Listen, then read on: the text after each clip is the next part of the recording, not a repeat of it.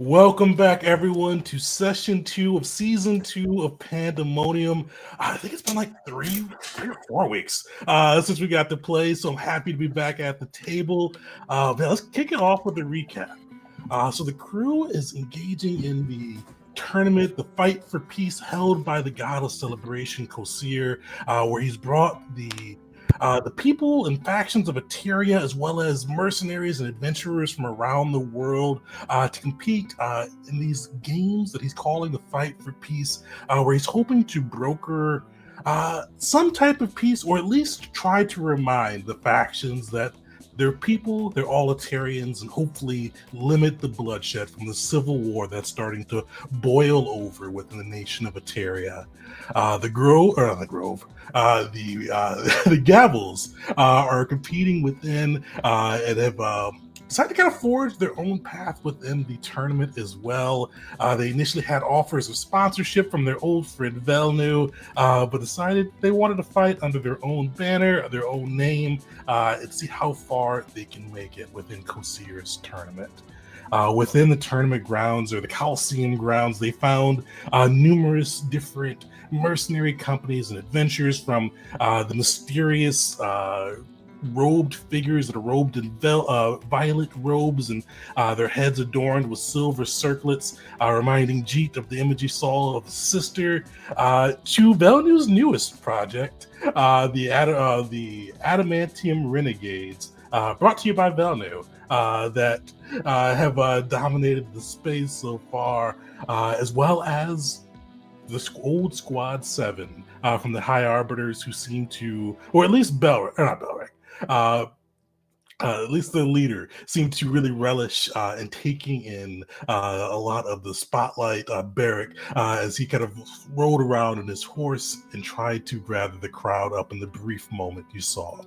But with that, the group had their first chance to take the tournament, the Coliseum Sands, and going up against a group that they had encountered near the start of the Gavels adventure, who had used to be soldiers of the 13th Legion, serving under General Thrax, but had either left the order, or at least received a temporary dispensation to leave the order and form their own group called Vulcanus. Which those who spoke Draconic knows meant vengeance, as they were trying to repay or gain their revenge upon the Gavels, who brutally beat them in a fight set up by their own general, where they were set to lose, but they were not aware, where one of their soldiers, Morlock, was horrifically scarred by mockery, and the rest were just beaten and dishonored. This Vulcana squad was coming out for vengeance and to redeem their name, and that's where this battle kind of began. And with that, it's been only a few rounds of the conflict so far. The Gavels have taken down Morlock, but the rest of the squad, the Vulcana squad, looks to be fairly healthy, as they are pursuing the Gavels just mercilessly. They don't seem to be. They're looking to almost inflict pain more than to win. But with that too, you guys are able to kind of roll upon Kosir's additions to the games, we'll call it. We're earning Erde's blessings, having these terrible Earth-related hazards appear throughout the battle, as well as on the surprise, where you rolled and had some leopards leap out of their cages and begin kind of adding themselves to the fray. But with that, the group is mid-combat, round 3 at the top of the order, and it looks like the Kana squad has the top 2 positions. So we're going to dive right into combat, see how the group fares as they're able to pull it out for this victory. Because one of the nice things with this tournament is fairly lucrative, with the amount of gold that you can win. If you can get past this round, from that alone, you'll earn 1,000 gold from Corsier's own stores. So let's throw up the map. And before we actually get going in earnest, does anybody have any questions? Could you throw up the initiative thing again? Because I cannot see the initiative order. Oh, you should be able to see it in the thing. Oh, I can go on the encounter thingy, and I'm sure there's a way for me to open it up somewhere. Never mind. Yeah, if you right-click the cross swords icon, it'll pop out. Gotcha. Thank you. Yeah, the carousel isn't there, but I use the other one. Oh, I have to figure that out. I turned it off for me. I thought I didn't turn it off for everybody. I have to mess with that later. I always popped up on the video in weird spots. Sweet, so let's kick it off. You see Varuk, his eyes kind of looking over the battlefield, trying to take in the most advantageous method to continue this fight.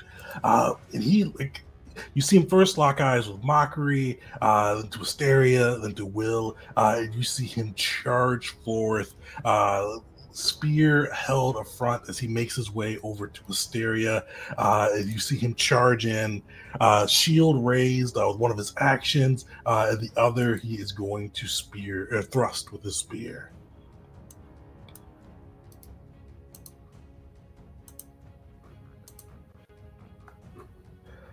So you see him connect. Is that a crit? That's not a crit. Good. So you see him stab in 22 damage, and you see him just glaring back at you all, going, "You've dishonored us once. You will not do so twice." And that will be his turn. You see the Arcane Legionnaire still prone from Erde's Fury earlier. He is going to use an action to stand up. And what else can he do cool?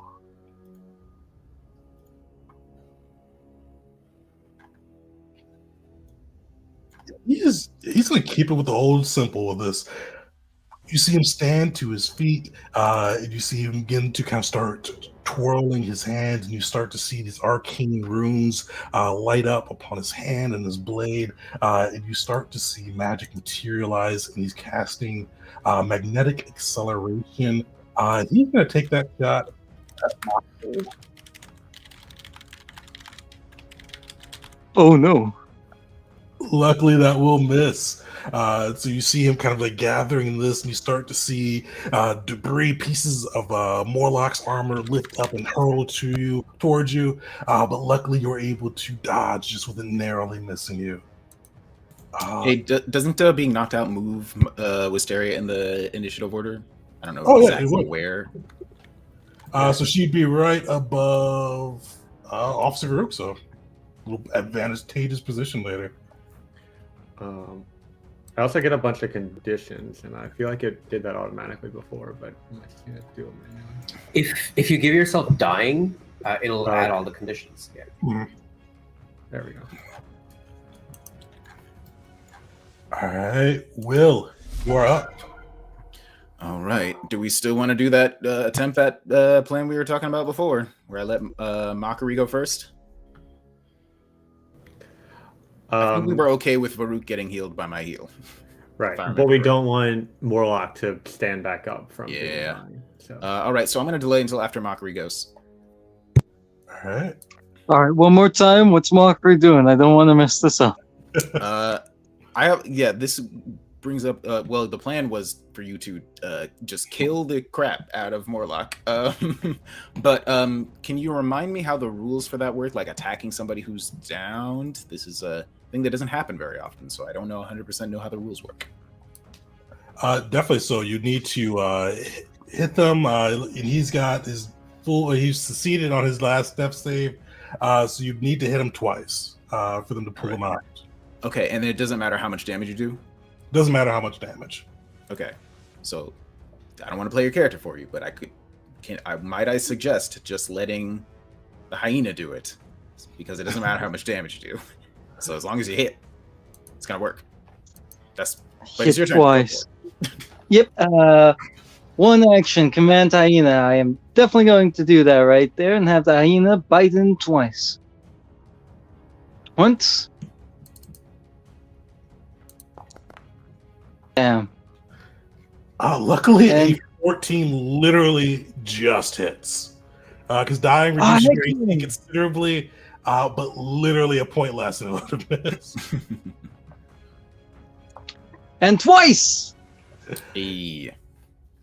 You guys see the hyena kind of bite into Morlock twice, blood beginning to pour from his wounds. You see his breathing start to slow, but you see kind of like these bubbles like form over him, almost like kind of like this sudsy, almost beer-like bubbles, just encapsulate him. And then you see like this pop. And then Mockery, as all of a sudden, as you look between you, the space is clear with just a pleasant smell kind of lingering behind. Nice. Mockery will give like a thumb, like a not towards the crowd, but actually that's a good point. Kosir and Noticia is not there, but Kosir's watching this, right? Yes. Is he just like in the crowd, or does he have like a special like viewing area? He does have a special viewing area, but you've seen like he sat down for like the start of the fight. But he's like, if you look up in the crowds, he's wandering around, talking to people, pointing out things. He's like one of those people that really can't sit still for like longer than like 20 seconds. I feel that right there. Mockery will give him a thumbs up for that, and action to stride on up. And Mockery is going to try and get a strike in himself here. All right.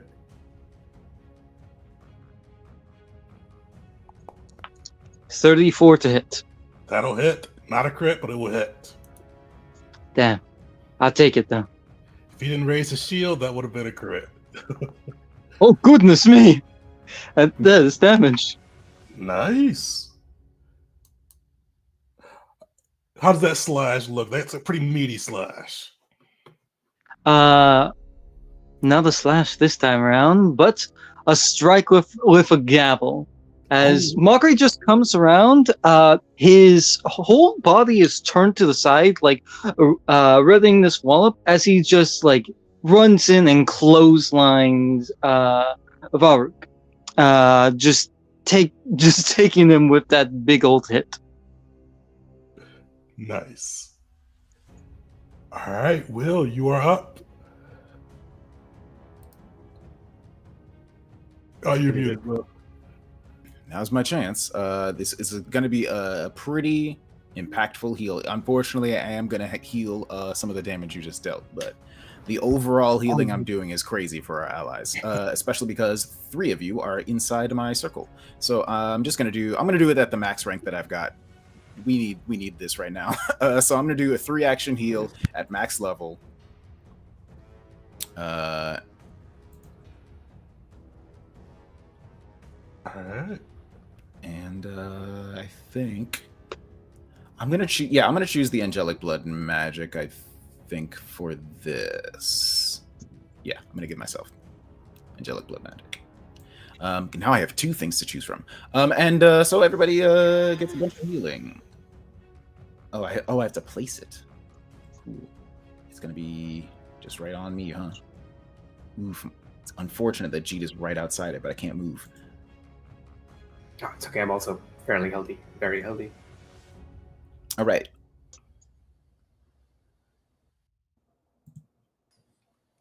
And there we go. And when you apply it to yourself, it should automatically apply all the bonuses that you get from my existence. Definitely. And how does that look as you get that massive heal off? Will just like looks all around him, like sort of like quickly glancing at all the people that he knows are in the area, and he just pushes his hands outward, and like you can see like just a ring of gold just emanate out in all directions all around him. That almost looks like a wave underwater, but it is in the air, and it's made out of golden light.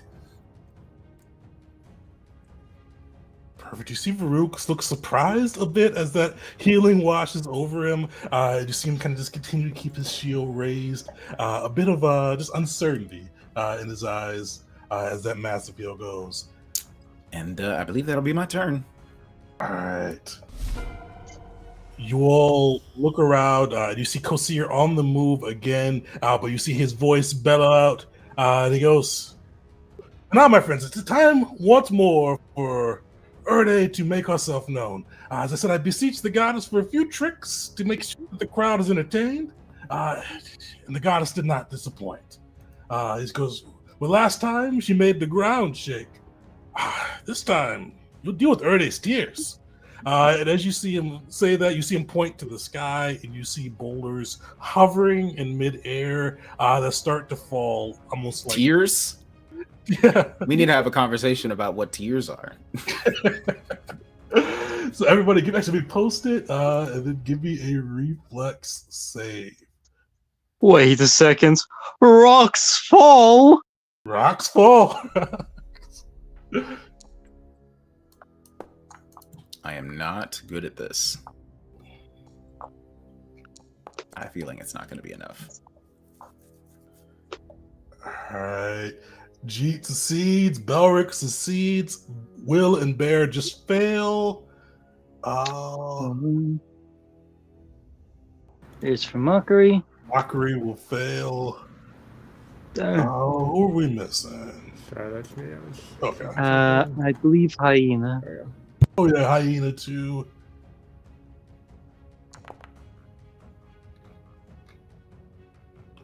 So outside of Jeet and Belric, you guys see those boulders coming and are able to. Oh, actually, hold on, shit! I've got to roll for these other guys too.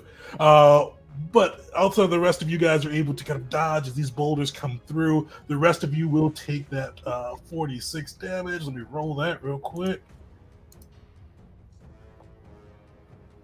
And if you see, oh, actually, everybody just regular succeeded, so you will take half of that. But let me get these guys in. I forgot I have to roll for them.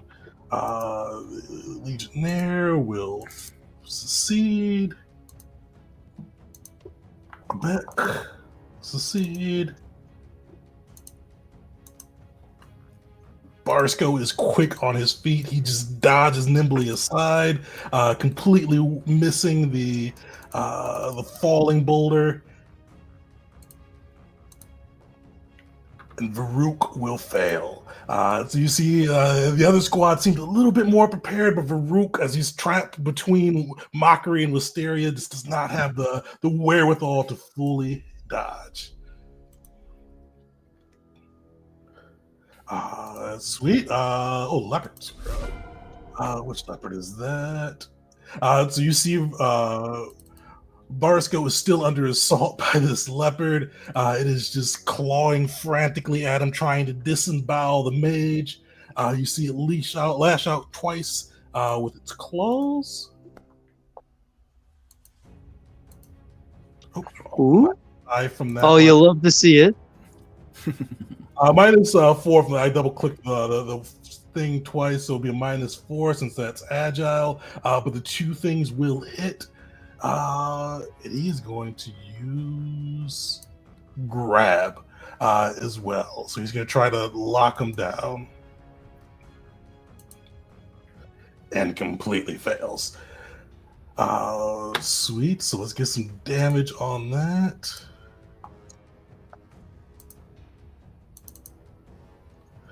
Because both hit. So you see him just cutting into the poor mage, dealing 9 total damage, but just keeping Barsco's attention unfocused from the battle itself. Sweet. Belric, you're up. Kill him. Okay. I'm going to attempt to gain favor. All right. So with this leopard next to me, I'm going to kind of like stare it down and almost like Chris Pratt with the raptor, like not tame it, but just like go close to it and like almost like not boop it either, but like touch its head and then like get my hands away like, hey, I'm not a threat. Okay. So I think that would be in nature. You'll be in nature. For the viewers, remember the group can gain favor. They are going up against a hard DC for their level, so DC 22. Unfortunately, just You missed. started off with hero points, right?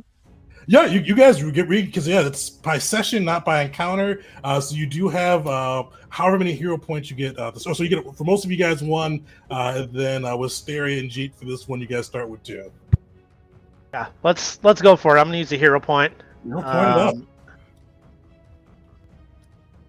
Oh, that's Brutal. walk. Brutal. Oof. You see the leopard tries to bite at you. For a moment, it looks like it's mesmerized, but you do see it gnash its teeth at your hand. And All just right. to be sure, the disfavor penalty applies to checks to try to get rid of the disfavor. It does. It applies. It's like Did we gain a disfavor from that? No, luckily you didn't crit Oh. fail. Okay. We have the -1 from our current disfavor, which is Sure, preventing you from succeeding on that. Brutal. Okay. I'm wondering if I should attack. Officer Velric is in some shit right now. Like he's between three of you. I don't know if I should maybe go elsewhere, or if we should just gang up on this guy. I would like You can to, go. Yeah, you can but go. unless that leopard is going to give you too much trouble. No, I don't think so. I'm gonna hunted shot. I'm sorry. I'm gonna put my hunt prey. I'm pretty sure you marked him last time. Okay. Yes. All right. So then I'm gonna hunted shot him for my second action. Bear with me. I forgot how to attack because it's been so long.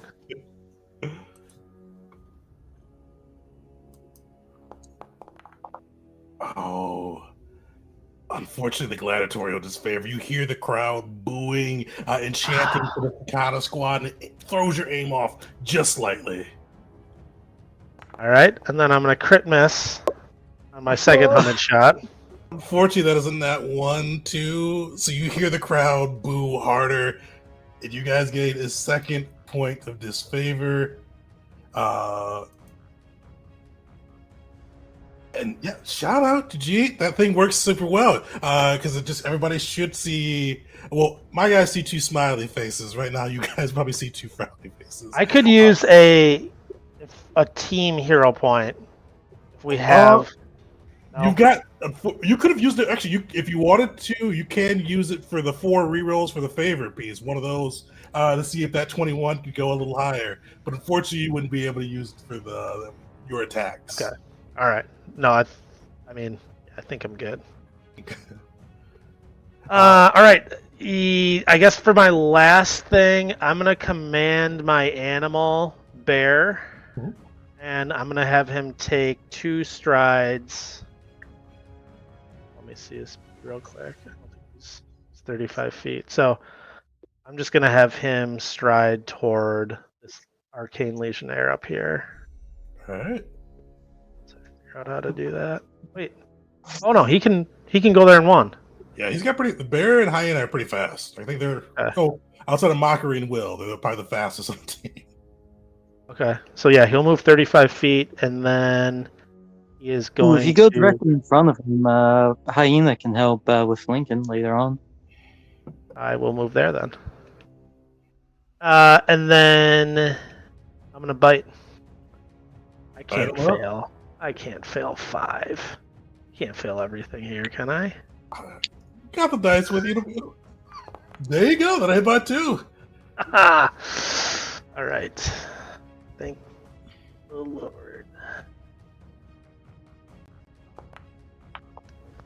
So how's that look as Bear tries to tear him down? Yeah, having seen his master epically fail everything that he tried to do, he's going to turn his eyes away from that and then sprint towards the Legionnaire and then just take a big bite towards his arm as he approaches. Nice. All right. Another leopard is up. Who is closest? Unfortunately, Mockery, you are now closest to this leopard. So you see it shift its target from Varuk over to you. It is going to pounce.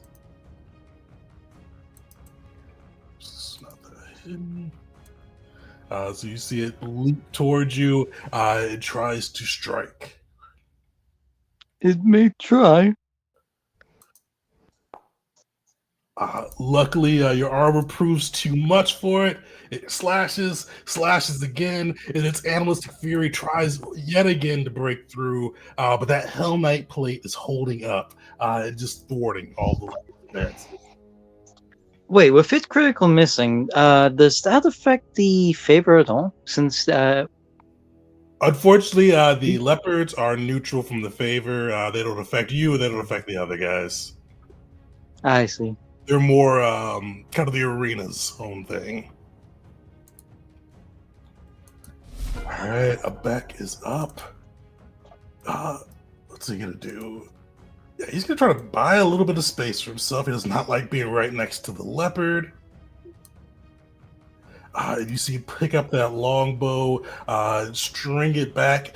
He is going to flurry of blows using his monastic archer stance. He's going to take 2 shots. He's going to target you, Will. You see him go,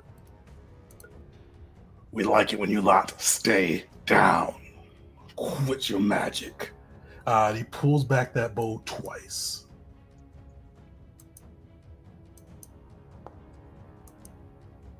Oh,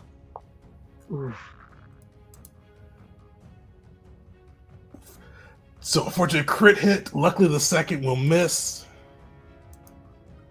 Oof, for 30 damage. Will, how are you looking there? Not amazing. I am still up, though, to my own surprise. Perfect. He's got one more action. What's he gonna do? The disfavor affects our AC as well. Holy shit! It's like frightened. Yeah. He's going to kind of move over and get next to his buddy over here. That'll be his turn. All right, G, you're up. Okay, Jeet is holding in this breath of smoke. So he's going to do a running athletic rush. So it's something he can do as part of striding. And he gets to right here to hopefully distract from the leopard. And then in front of the leopard, Jeet does this like try and get me, and every time the leopard comes at him, he pulls back and he's just hopping around and just being like this boxer. You can't hit me. So this is him trying to do this athletics performance to try and get favor. Go for it. Which is good because I've been saving up my athletics roll for when I have athletic rush. So fingers crossed. Okay, re-rolling that for sure. Roll that. Yes. Solid. Are you using the hero point or one of our? My own. That was my own. Yeah. Perfect. You dodge through. You see the leopard trying to catch you, but you prove far too fast. You see the crowd kind of stop booing for a bit. So like a little bit of murmurs of impress as they kind of see you kind of pantomime with the leopard, bringing you guys down to 1 disfavor, shifting it up towards you. Nice. And the last action I will use is I will breathe out the held in smoke from Eat Fire to right in front of Will. So I'm just going to post this spell one more time. Okay. And so there's that. It'll create a 5-foot burst of smoke that should protect you from like the arrows from up above a little bit. Nice. I expected it to be like a sort of damage thing. Oh, actually, I can put it right on you. I think that's when it'll conceal you. I don't know how Tegan wants to rule it. Like, would it provide concealment across? I don't quite know. Because are you putting it right on him, or are you putting it? Right now, I put it in front of him to try and block arrows, but putting it on him might be safer, right? Like now, he's protected from everyone. It is, but he'd be. So if you put it in front of him, it'd definitely protect him from kind of those guys looking up front. But he wouldn't be able to see.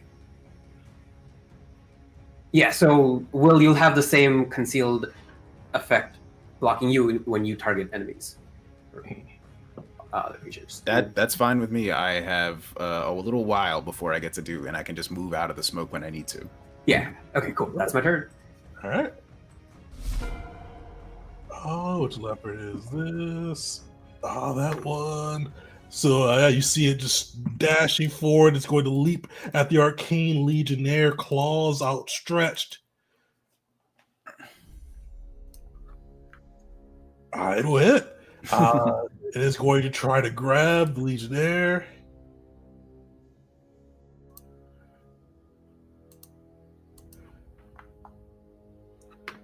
I think that's gonna miss. Yeah, unfortunately, the Legionnaire proves to be too quick for it, so it is not able to grab it, but it does use its last action to slash one more time.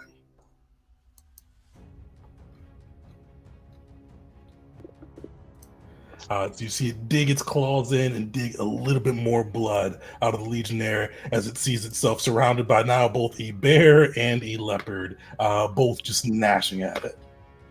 Soon to be additionally a hyena. The animals attack for this poor guy. All right, another leopard. This one, yeah, you see G, especially after you kind of came up and pantomime at it, it is going at you with full force. You hear this leopard roar out and launch at you first with its jaws.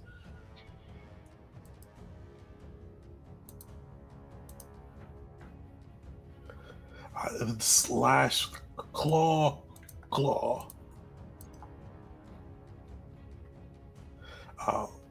Luckily, the only thing that lands is one of the claws that seems to kind of pierce through your heavy armor.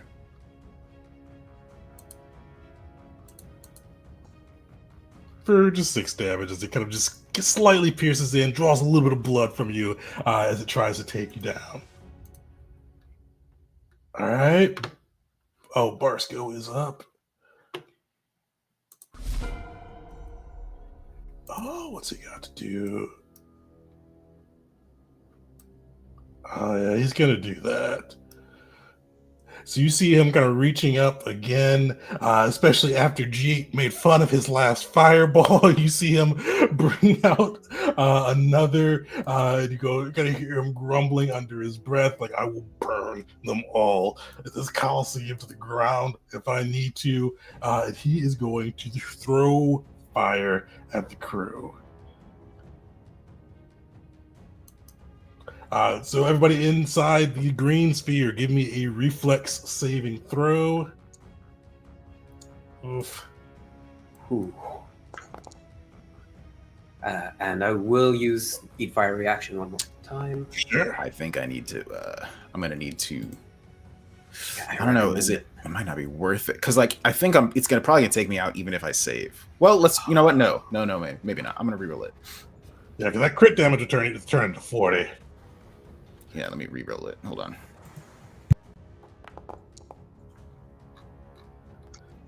Okay. That's Okay. at least not a crit. Half the damage. Yeah. That puts me back down. Nice. Gene over there eating fire, crit successing it too. Okay, so I think technically that means I don't eat any fire.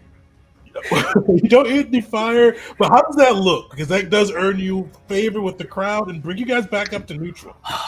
Thank God. That was Nat 20, wasn't it? Yeah, that was Nat 20. Yeah, that was. Oh shit. Okay, yeah, I'm going to say the bulwark plays into it. So there's this moment where it's like, okay, eat fire. I'm gonna take a deep breath, and as he's taking this breath, he's like pulling his whole body in, and somehow all of the armor just like clinks exactly in all of the right places to prevent any fire from reaching him. And then by the time he like looks back out again, it's all done. It's over. You heard the crowd was shouting, "Food caught us! Food caught!" And they kind of look, see that display go off, and for a moment, just stunned silence kind of permeates the arena. I'm down.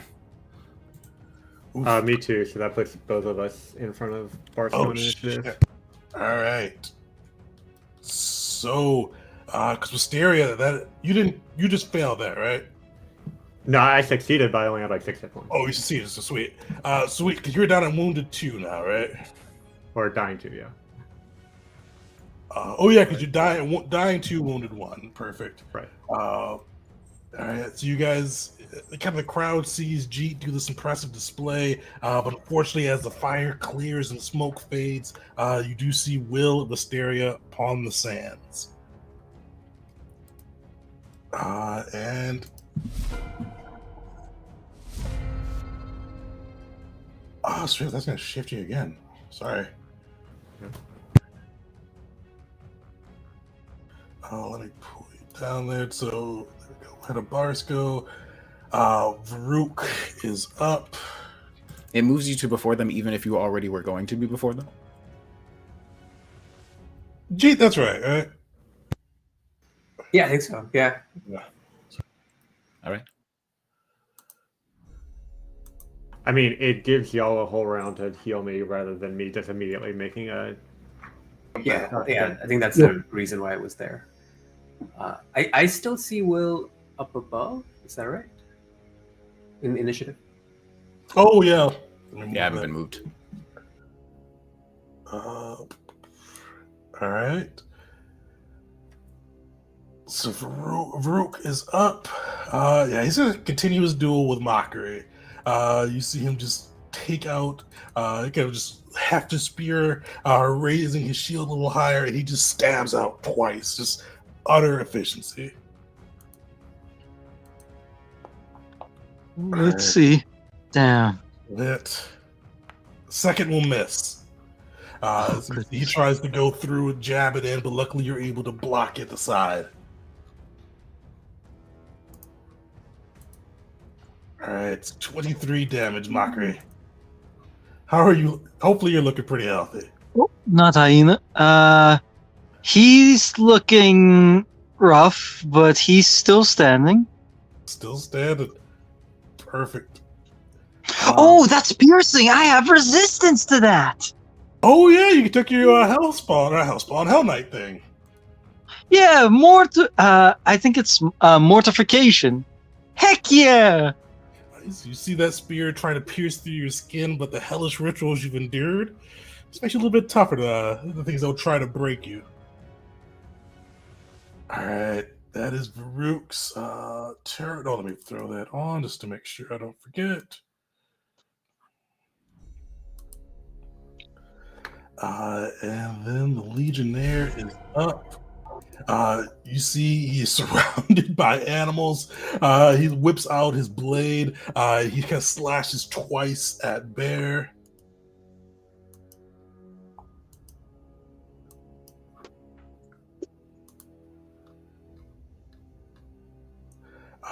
Oops, he was not attacking Mockery. What's Bear's AC? I forgot to switch the thing for him.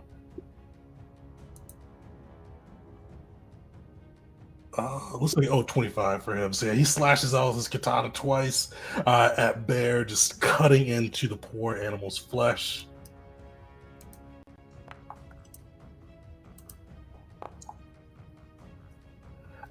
You see he is going to make a game out of it.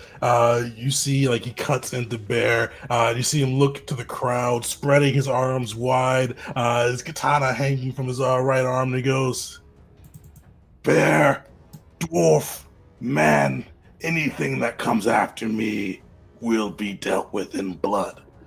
He's going to try to earn some crowd favor through intimidation. Luckily, this. Hold on. Did he not need to spend his first action pulling this weapon out? What do you mean? Because he was using a bow before, right? The No, Legionnaire? not the Legionnaire. That's So he's you're- okay. You're thinking of what's his name? Okay, so he's just been holding the okay. katana. Got it. Yeah. Oh, also he has gladiatorial favor still. Oh, is this still on there? No, there's not gladiatorial favor. It says so in the chat. Oh, it says target has so Mockery for some reason.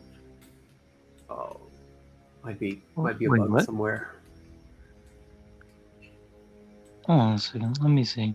Yeah, I do see Mockery's ring has a favor token. Oh, it's the target. Okay.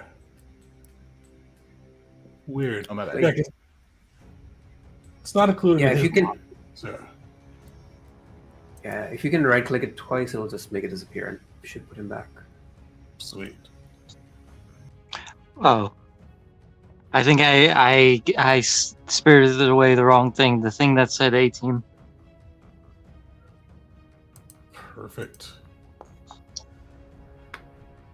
Sweet. So he unfortunately will earn a point of favor for the crew as he goes through and tries to kind of just spread his intimidation about besting the bear. And Mockery, you are up. I believe Mockery needs to be reassigned to A team because I accidentally clicked that away. Oh, no worries. All right. So first things first, action to command Hyena, and for your enemies, are you able to like squeeze through a space like this right here? Which space? Like if he wanted to get to here,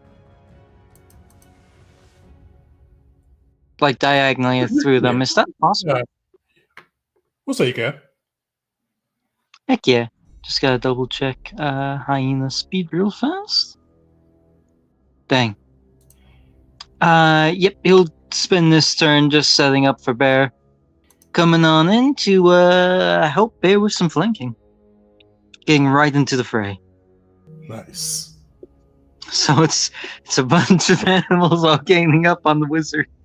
You guys having a bad time. Magnus Feather. And Mockery is going to use an...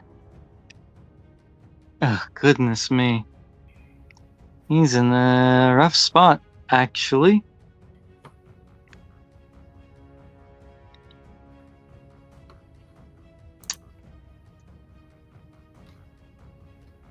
What's Mockery thinking?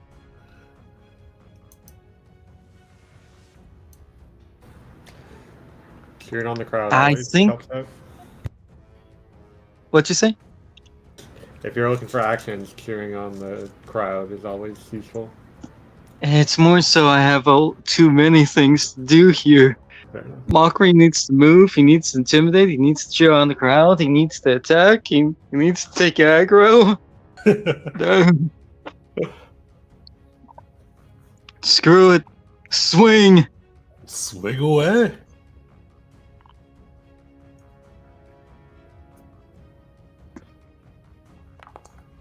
$23. Fortunately, you see it ping across his shield. I will use my hero points. You'll point it up, yeah.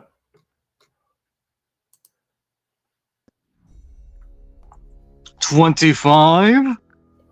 Unfortunately, just a hair away. What? The favor away. No! I should have intimidated first! Fool that I was!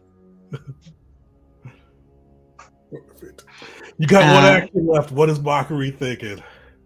Trying to bring it back with the crowd by using what was just used, actually, intimidation, as he will make a loud, bellowing, like, howl, seeing all of his comrades starting to fall, as he'll yell out to the crowd, "There is only one way the gavel falls, and that is upon our enemies. We shall not lose this today."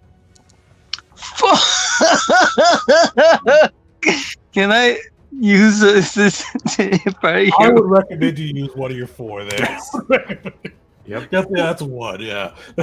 Sweet, sweet. Let me try that again. Thank you for allowing me to reroll this.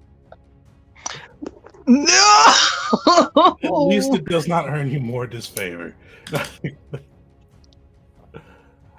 Unfortunately, you see the crowd, just kind of hear them roaring out Fukanis' name, and it almost drowns out your message.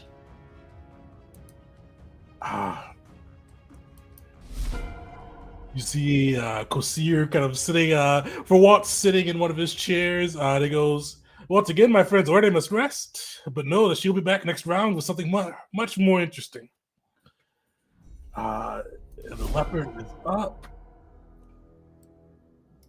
This is the one attacking Bosco. You see its claws lash out again in this quick 1, 2, 3 swipe at the poor mage.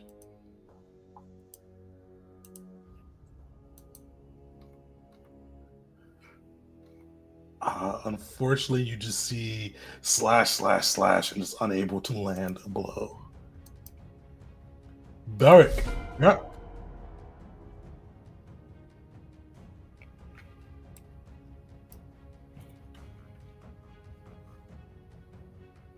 You're on mute, Beric, I think, if you're talking.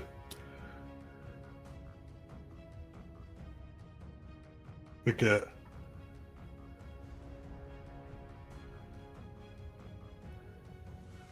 For everyone waiting for Beric, you guys kind of look across the sands. A bit of dire straits, but you guys have been in some pretty rough fights before. Yeah, we can't hear you still.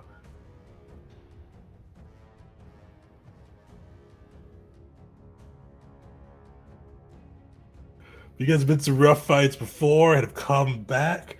The crowd is kind of chanting Vulcanus' name. They're not on the gavel side, especially with the mixture of some of the actions you guys have taken before.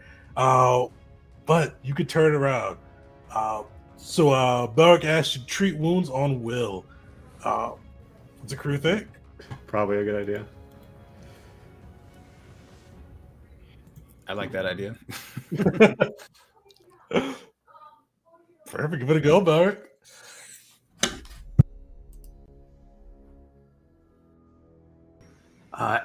Actually, if you could stride to Wisteria, that might be better because Will is in my range of heal, but out of range for Wisteria is out of range for my Makes heal. sense. I'll take.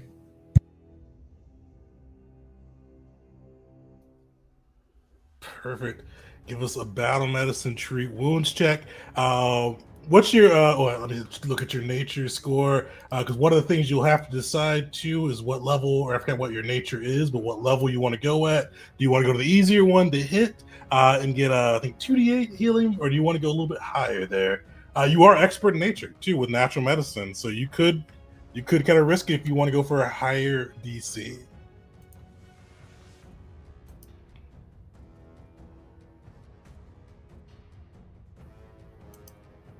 Easier, perfect. We'll roll us a nature check.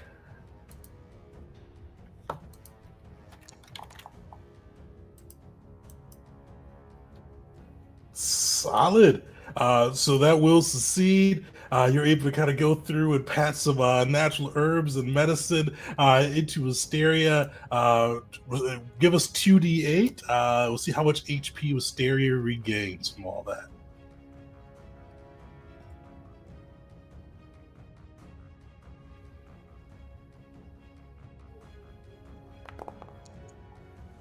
Solid roll. So Wisteria, you see him kind of place some herbs upon you, feel the healing touch. You do eyes wake up, and then the blistering sun in the arena in Eteria. And Beric, you got one action left.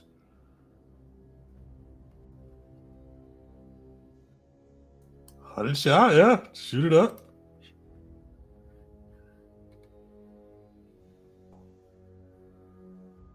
Hey. Nice, just hits.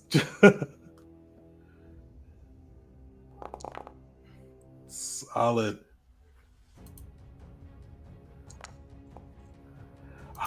Fortunately, you see the first arrow flies true and pierces through Varuk's armor. You hear him grasp out in pain, but unfortunately, the second is blocked. And you're right, yeah, because you've got the mature prey thing, so he does get to make it one strike.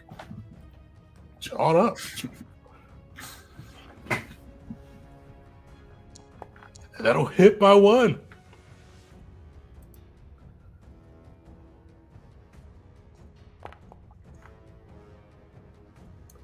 So you guys see Bear gnashing into this Legionnaire, and you see he is bleeding, and I'm pretty sure he is officially bloodied too. You see Vexio just somehow surrounded by most of the animals in the arena, all taking swipes and bites out of him, and starting to slowly wear him down.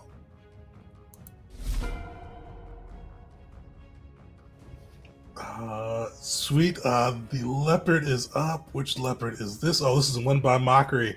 You see Mockery once again. Like these leopards are not smart, clever. They are just trying to pierce through you and take chunks out of your flesh. You see the claws just lashing left, lashing right, and a third time trying to just pierce through and cut you down. Damn, that's 2 hits. Oof. All right. 21 damage. How was Mockery? Mockery, you're still on your feet. And luckily, that's piercing damage, too. I forgot what you reduced that by, but you reduced that by something. It says it's slashing damage. Was it slashing? Oh, you're right. It's Yep. slashing up. My bad. Check. You Anyone? gave me hope. We did. Yeah. Oh, we see you! Cool. All right. Cool. Thanks. Sweet. It's Botback's turn too. Yeah. No! He unfortunately is going to take aim at Jeet. You see him kind of do the same thing, pull back his longbow in his monastic stance, flurry of blowsing.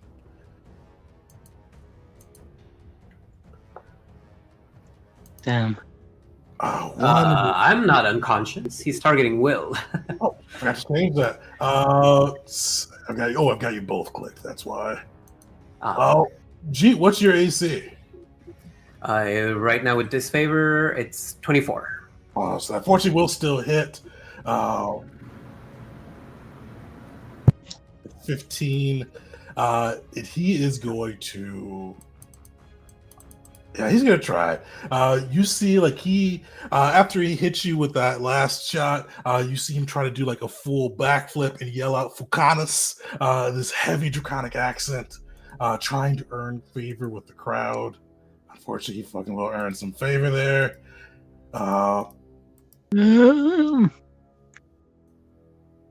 Even if we fall out and win this, I feel like the crowd will not be happy with us.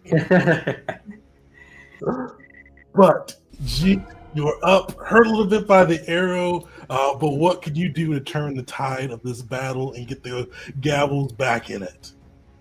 Okay, so Jeet has the healer's tools on him, so he will just flourish them. He's like, Nar protects me and Nar also heals.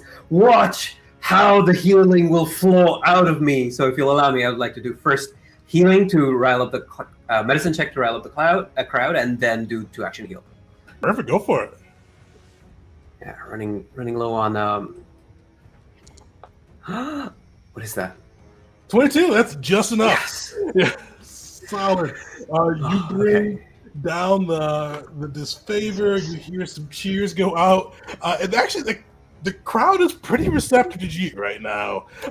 Between eating the fire, the other activities, like they're still shouting out Bucanas, but seem to be eagerly awaiting his turns. Let's see how much healing you can throw into Will here. Shit, that's a lot of healing. Plus, he's in his aura. Oh, That is insane. Also, so it makes sense for the Atarians to welcome the true Atarian. Yeah, it makes sense. How does that that'll be feel as you let that loose? So it's always been a little bit fiery and sort of like cauterizing embers. In this case, I will use my training to give it sort of a greenish hue. I'll like push for it to turn this fiery energy slightly greenish, so it even for people who are out of town can recognize it's healing magic. I'm not trying to kill my ally. And then all of these firefly-like embers that fly out in this greenish haze, they'll descend upon Will and cure him. Perfect. Will, you open your eyes, seeing the fireflies around you, and see you're back in the arena, but conscious. The whole squad is conscious again. Let's see how that goes. Which leopard is this? This is the leopard that is just jumping this poor arcane legionnaire. Same thing. They are just lashing out. First, jaw, claw.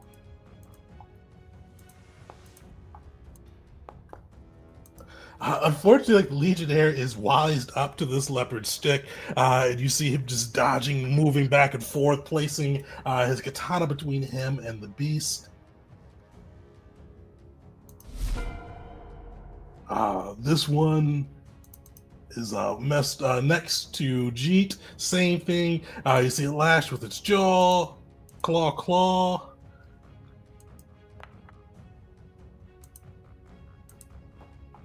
but you see this is unable to pierce Jeet's armor.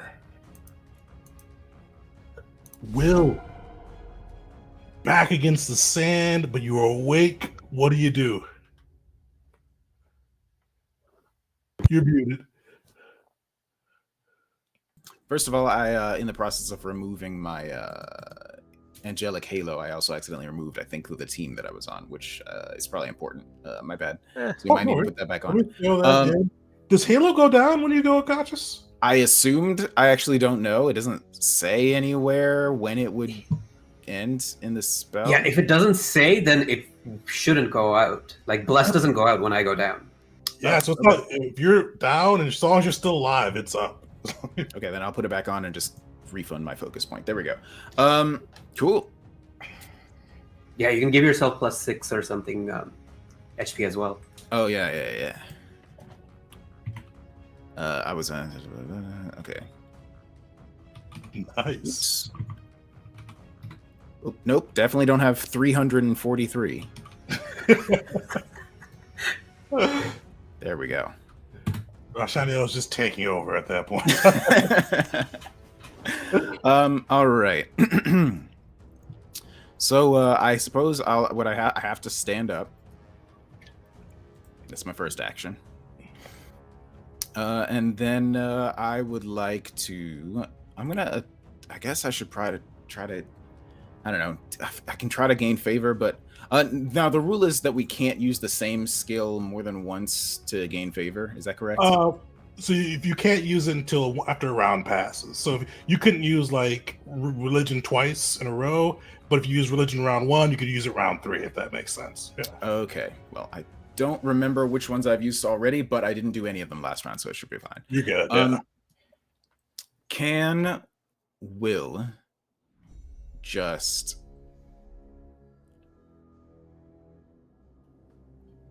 can I do you know what, I need to go for like the thing that's really going to be most likely to work for us, because these are hard to pull off. So can I attempt to just appeal to the crowd by giving like a rousing speech about how we can't be stopped no matter what happens. We are, no matter what takes us down, we stand back up. And I would like to use diplomacy if possible. Go for it. All right. Damn it. I can't roll high on any of these. How about you have 3 left? Yeah, can I? Do y'all mind if I re-roll with one of the things? Because that rolled a 3, so it's a very small chance that I get any worse. Go for it. I'll mark off these. All right, I'm gonna re-roll and keep the new result. That's a crit. Solid. Hey, does that give me 2? Oh yeah, so that would. That's oh shit, I was joking. Well, a crit success doesn't give you 2, but that is a nat 20. So the nat 20 plus the success will bump you guys up. Not even just even. That's going to put you in 1 crowd favor. Hey. So Clutch, dude. Halo spark back up. The favor goes through as you kind of give that speech. The gallows can't be knocked down, and you guys are going to get 1 favor.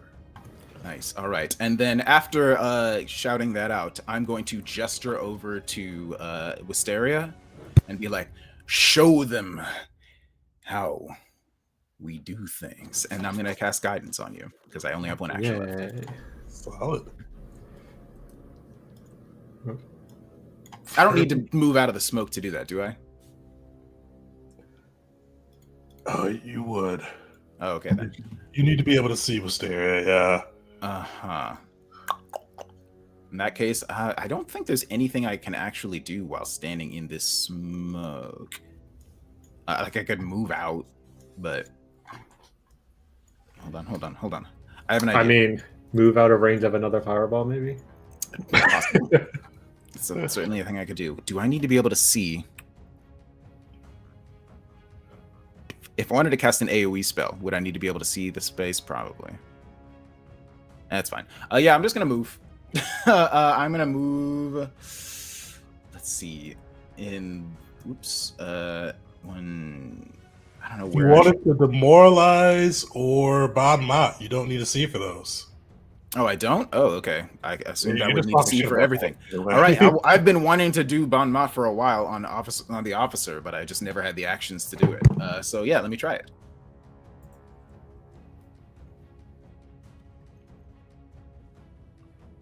Perfect. Give us a diplomacy check there.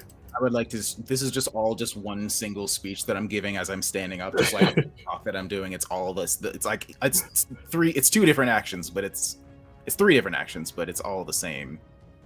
No, wait. No, I'm done. I just remembered. I stood up. I did the appeal, and then I used guidance. So Remember, you couldn't see, so you couldn't do the guidance. That's what we got. Oh, right. That my bad. I got mixed up. Yep. Okay. Let me do the bon mot then.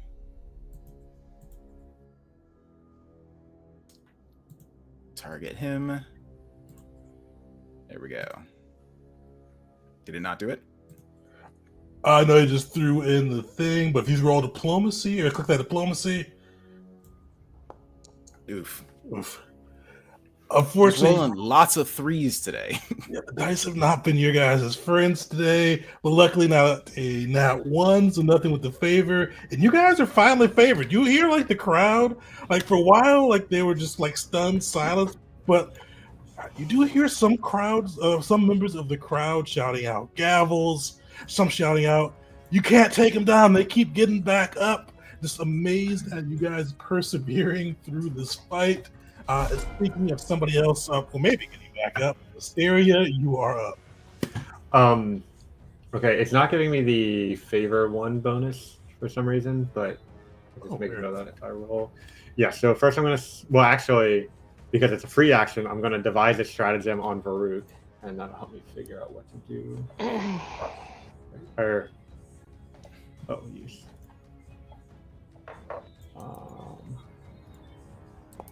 All right, I won't be attacking this turn. I will stand up, I'm prone. I will. Let's see.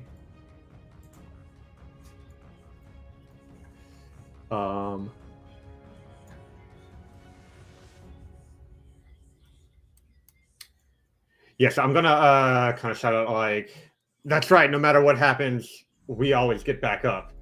And I'm going to battle medicine on myself and do it in such a flashy, dramatic way to try to also make a medicine check to show the crowd how tough we are. Go for it. All right. So first, I'm going to battle medicine. Do you want? Are you confident in yourself? You could do the medicine first. Get some extra +2. Oh, that's right. Yeah. Thanks. I had that thought earlier and then forgot. Don't forget the guidance. Okay, so first medicine check. No guidance. But I do. Oh, okay. I keep forgetting that I didn't actually do that. My bad. Now I have the favor. Because you get your devise a stratagem thing, you can use it for skills, right? So I actually saw it's only skill check or perception check involving the target. So it has to be a skill involving Varuk. Oh, okay. Giving him disfavor involves him. So Nice. that should bump it up to 2. Alrighty, and then I will treat wounds on myself. And I'm going to go for the expert DC 20 since I have that +2 bonus. Perfect. +2, and then I don't think any of these other bonuses apply. Yeah. Nice. Dope. You go through ripping off a bandage as you're staring down Varuk, patching your wounds up, and you hear the crowd going wild. Before the chants for gavels were hesitant or more about just kind of your resilience, but you do hear a steady gavels. And for once, you guys didn't have to start the chant. I was just about to say that. Maybe who's our guy Wouldn't be a Oro? syllable. Or maybe Beshnik was there. Maybe he had a little to do with it. Who knows? You could just this little cold ball Beshnik just going from the outside lines. But sick, the crowd. The crowd is on your side. You guys have 2 favor. Everybody is back standing again. This is a whole new fight. Let's see how. There you go. All right, Barsco is up. What's he about to do? Yeah, he's gonna be a dick. All right. Wait a second. Did Mockery have his turn this round? I can't see the actual initiative order, so. You did, yeah. You're near the top. Oh, okay. Never mind. You good? It's just been a while. So how close does he need to get for that?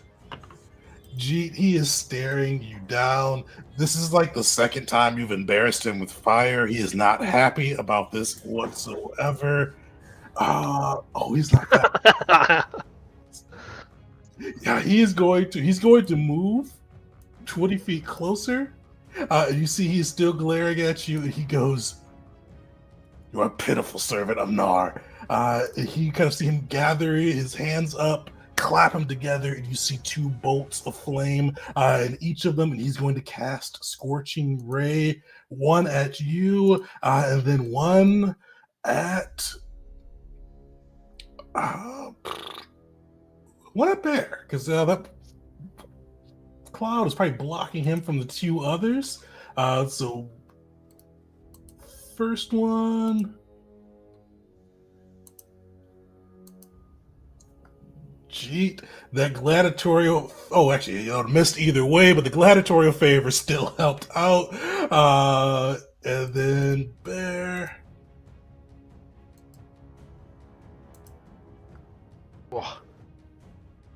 Holy crap. Unfortunately, that will crit against poor Bear. Oh. No, Bear. That'll be 18 damage to Bear. So you see, you're able to easily dodge aside as he throws inferior fire at you. But Bear, unfortunately, is caught flat-footed, and the smell of burnt fur fills the air. We're back at the top of the initiative, round 5. Baruch is up. Oh, what's he about to do? Yeah, he sees Mockery. He is staring you down. You hear him just like, it's not even a yell. Like, it's almost like barely a whisper. For those, it's hard to hear for you, even like being so close with the crowd chanting the Gavel's name. He kind of just quietly says, "Infernal cur. If we were on the battlefield, I would send you to Thana's realm today." And you see, as soon as he says that, he jabs out with his spear, but not before doing an intimidation check against you, trying to demoralize you, Mockery.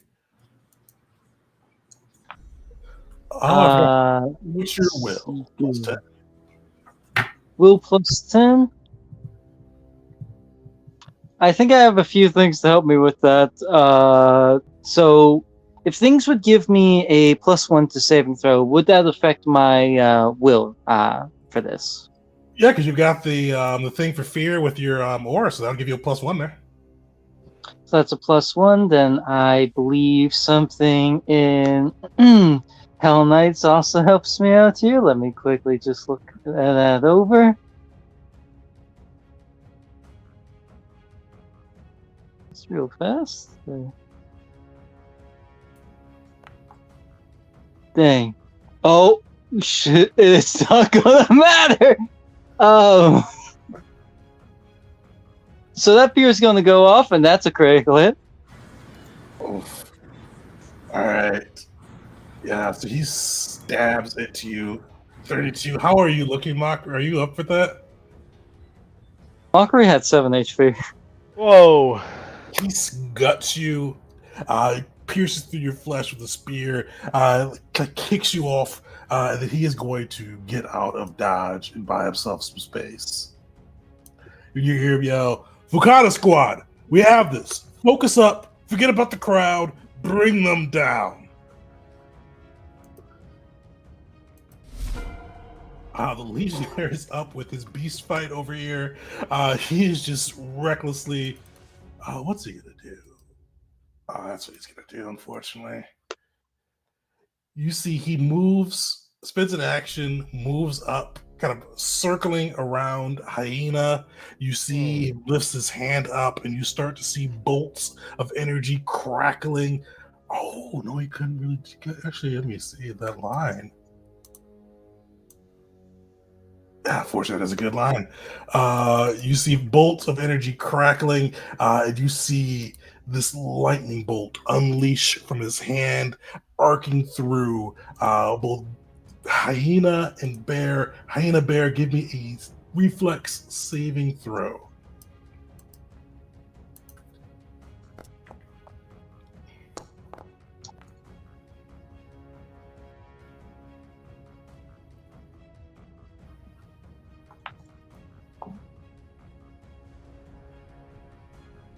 Perfect. Sweet. So both will save. So you guys take half damage on this one as the lightning walks through, but both of you are luckily quick enough to avoid the worst of it. Sorry, I've got to bring you up here. Bear's down. Oh, is Bear down too? Bear down. You see, even though Bear quick to move out of the way, he's just too wounded from the fight, and you see the lightning arc just a bit into him, and it comes crashing to the ground. Mockery, you are being pushed up past the Legionnaire. All right.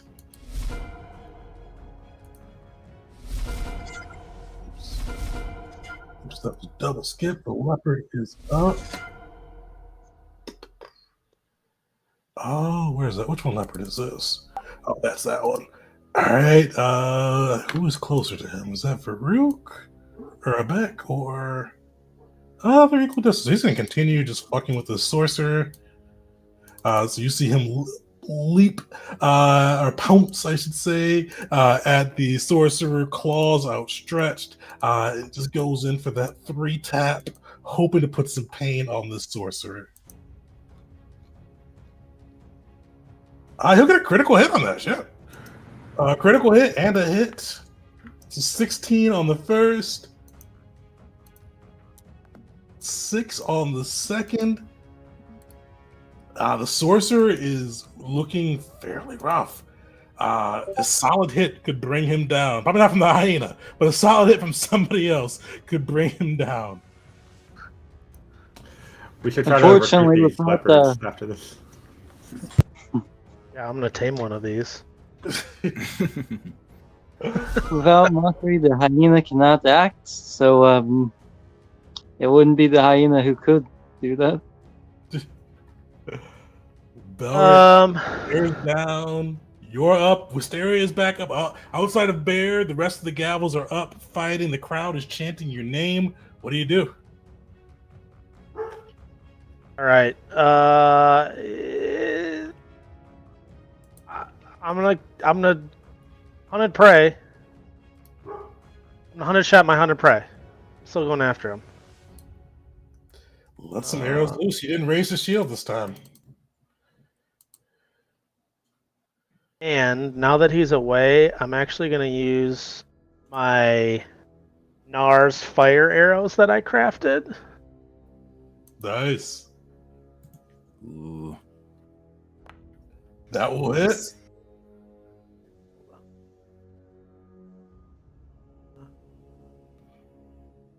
I don't know if these arrows will have worked, but maybe. Perfect. Oh, so I forgot what the arrows do for that. What does it add? An extra? I don't know. It adds 1 point of splash. What does it add overall to damage for that? 1 persistent fire and 1 splash. Sick. And then this will be my second attack with the arrow. Nice. This damage might be off. I had hold on, sorry. I have the ability to. There we go. Yeesh. Okay. Every bit helps. Every bit helps. So that was 1 turn. Oh, yeah, that's 1 action. Yeah. Good grief. Now what else am I supposed to do? Let's take a 3rd shot. Screw it. You can treat wounds on Mockery. Could be a good option unless someone else is planning on healing. Mockery. Mockery's down, right? Yeah. Locker's Yep. down. Do I need to be next to Mockery to treat wounds? You'd have to be right next to him. Okay. So I will use my action to go. My second action, I will stride towards him. And I'm going to do my heal. Sorry, I put an aura out and I shouldn't have. Just want to move my guy, you know? Make sure you're on the person one. Oh, I'm on the wrong guy. Okay. I don't know. Where do I want to go? I'll go here. And then, yes, I'm going to do a nature check to heal. I'm going to do the easy one.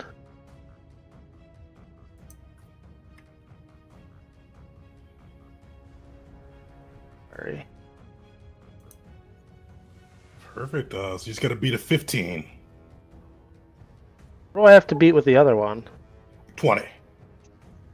You know +2 right now to all your shit. All right, screw it. Let's do it. I believe in you. Nature.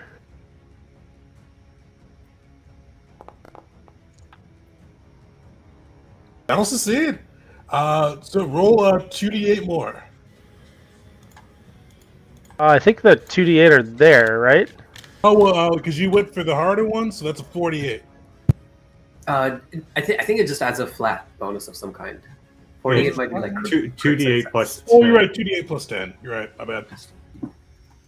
So that will should be 20 HP. The Mockery as you come. Oops, back. And why does this thing keep adding things? Oh, goodness me, what just occurred? That's a massive aura. It could have been me. And then, is there anything I have to do for Bear's dying condition? Oh, yeah. So Bear would make that on your turn. Click a. I don't know if they have it for the bats. Oh, they do. So click a dying check. So that D20 right next to the dying thing. Sweet. So that's a success. So he is now unconscious, but no longer dying. Okay, I don't know what that means, though. So basically, he'd still need to be healed to get back up. And he is wounded 1, but luckily he doesn't need to make any more dying saves. Okay, great. Cool. He's just chilling. He's hibernating. Taking a bit of a rest after all that. All right, that's my turn. All right, the leopard is up. Unfortunately, Mockery, while you are back conscious, no longer dying, you are the closest one to it. So it is going to launch at you with its claws, and you are prone. So it's going to have a little bit of an advantage there, but luckily your +2 pretty much negates that. Let's see how this thing goes.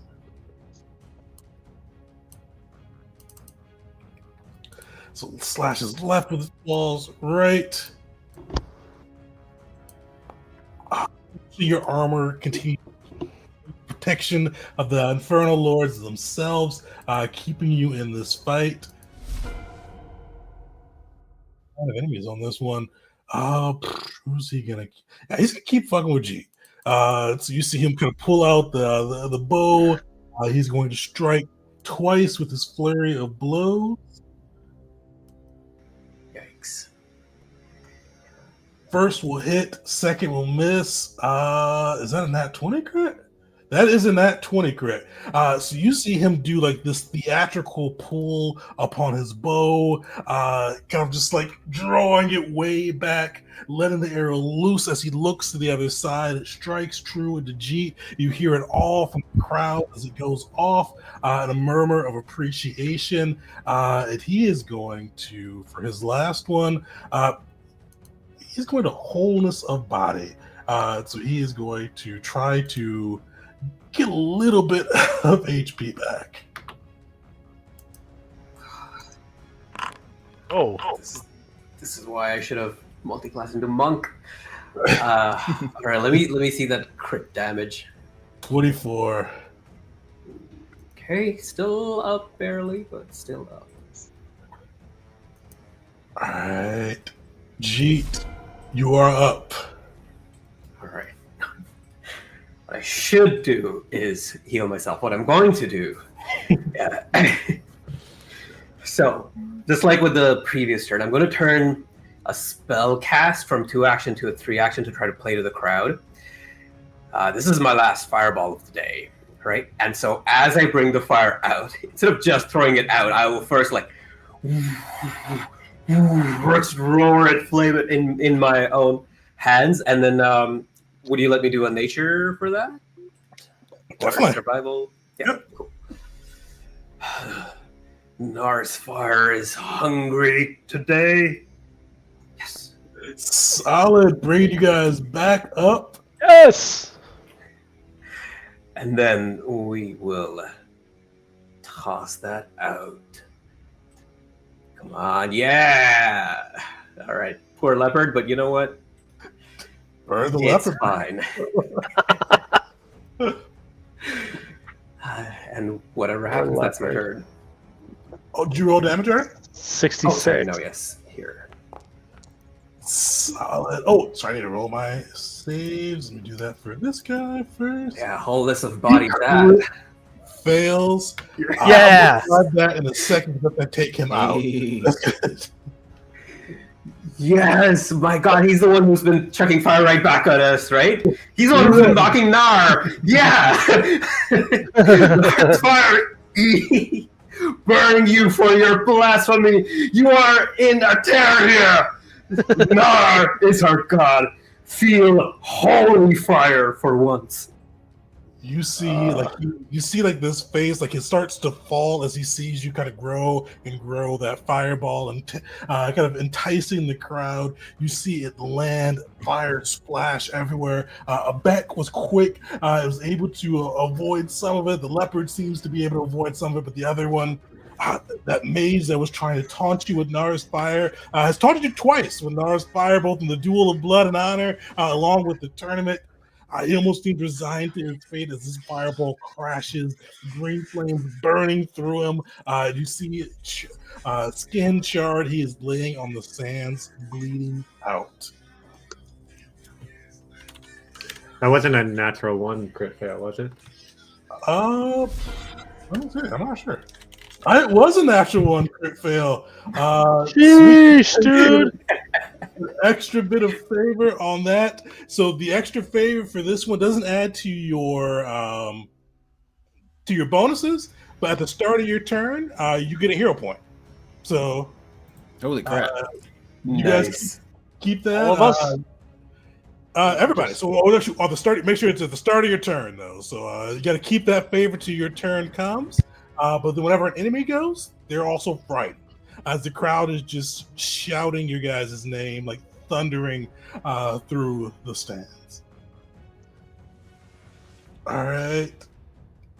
Which leopard is this? This is the one just ganging up on that poor arcane caster. It is launching out Claw first.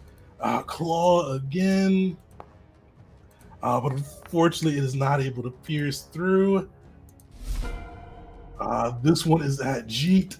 You see it's going to latch with claw, claw, claw. You see the leopards, as the fight wears down, they're starting to resolve, their vigor is starting to decrease. There used to be usually 1/ kill hunters, and they're starting to tire out and be frightened of the crowd themselves. Will, your turn. Take a free hero point. What are you doing?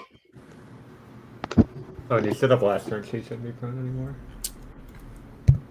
All right. So you said at the start, like the enemies are automatically frightened 1? At the start of their turn. So you get a hero point at the start of your turn, at the start of their turn, they're frightened 1. Gotcha. All right. Well, I think it's time to like actually start trying to hurt people. But I don't want to do just a frighten because they're already going to get that. So I'm going to try. Let's do a Phantom Pain. And there's no reason, I guess, not to do it on Varuk. Make him less effective. So. If you do frighten them, I would get sneak attack. Otherwise, I would delay my turn until after their turn, so I get the frighten. Maybe. What do you think about that? But frighten would help me, is all I'm saying. True, but if they're going to get it for free. Well, frightened ticks down at the end of people's turn, right? So they would just be frightened like during their turn. That's right. Ah. Gotcha. All right. Well, if you would prefer that I try to scare the crap out of these people, I can do. What's the range on this spell? 30. I got to get a little closer. If you wanted to save a spell, you could just demoralize them. That's true. What's the range on a demoralize? But 30. this is the spell is more likely to work, and I have so many fear spells. Go for that. I have yeah, okay, I did change one of them. All right, I'm gonna take a couple of steps forward. Ooh, that's the measure tool, and I think I am now in range. No, I'm not. I gotta take one more step forward. And then I'm going to cast Fear on... This one is coming from my staff. Perfect. No, wait, no, it's not. This is coming from my sorcerer dedication. No, my psychic dedication. Wherever it comes from. Yeah. Well, it matters because my staff gets a +1 to the DC. +1, yeah. He will fail. All right. That's What does that look like? Will is just casually strolling towards him. Now looking more confident, like looking around, seeing how things... I'm just going to say to him, doesn't look like things are going well for you. And then Will doesn't do anything, but behind Will, Varuk sees his end. He sees something horrifying that we will not reveal to the audience. You can tell that Varuk is looking behind Will, and there's something back there that shouldn't be. You see his scales blanch and flatten against his face. He is frightened too. And Wisteria, you're up. All right, get that hero point. Then free action, devise a stratagem. I will keep Nice. that. Trying to decide. Let's see. Yeah, I'm gonna pull. As I'm preparing to fire with my crossbow. All right, I just kind of shout to my companions like, "That's right. Work together like a well-oiled machine. Nothing can stop the gavel." And I'm trying to kind of like, as I'm, knocking the crossbow and referencing my crafting skills, gonna try to get the crowd excited about what we can do when we work together like a machine. All right, give me a craft check.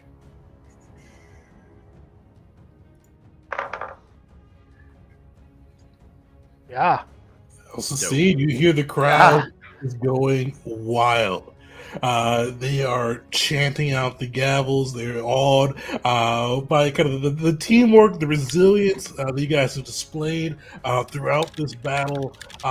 And now, so you guys are going to get the tier 4 abilities. So basically, at the start of your next turn, you're going to get a D10 of HP. I think a D10. Let me verify that. D10 of temporary HP at the start of your turn, and then the enemy is going to take a D10 of persistent mental damage. Damn, this stuff is powerful.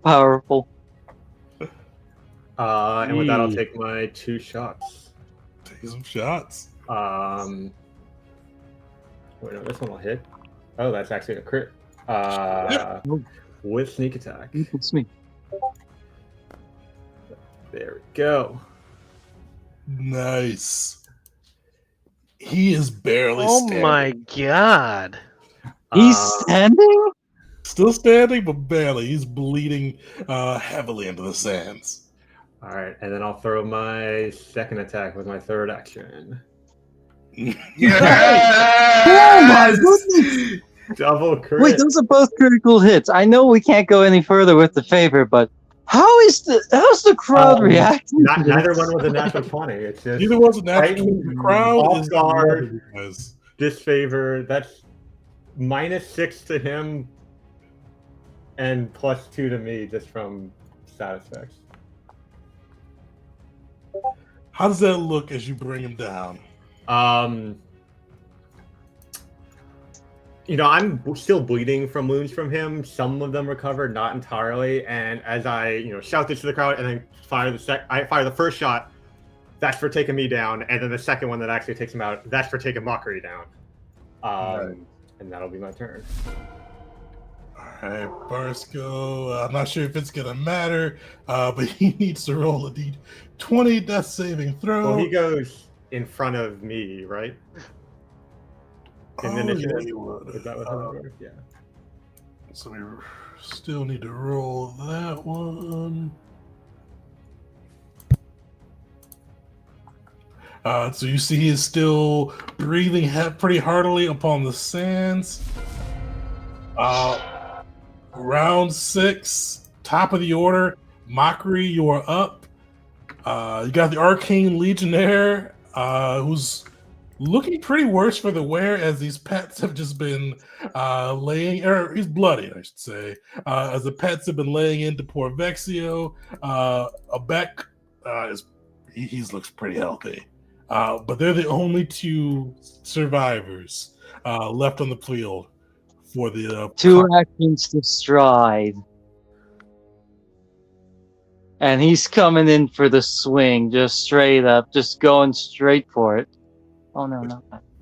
Oh, Mockery, don't forget your hero point and a d10 of temporary HP. Right.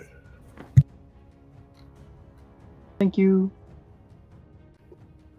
Let me roll the d10 real fast.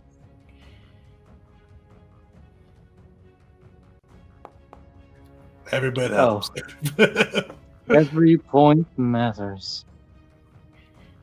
And now, he's going to swing. Hold on, before I forget, I'm actually going to target him. I will remember this time. Did that not target? There we go. Oh, it did not target. Dang. I am going to use... Yeah. Yes, that hero point. I'm going to use that now.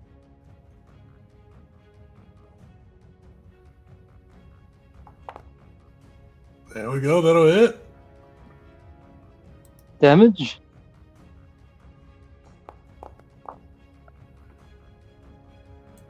That's He's still up. He's got he's hurt. He's rough now, but it'll still take a hit or 2 to bring him out.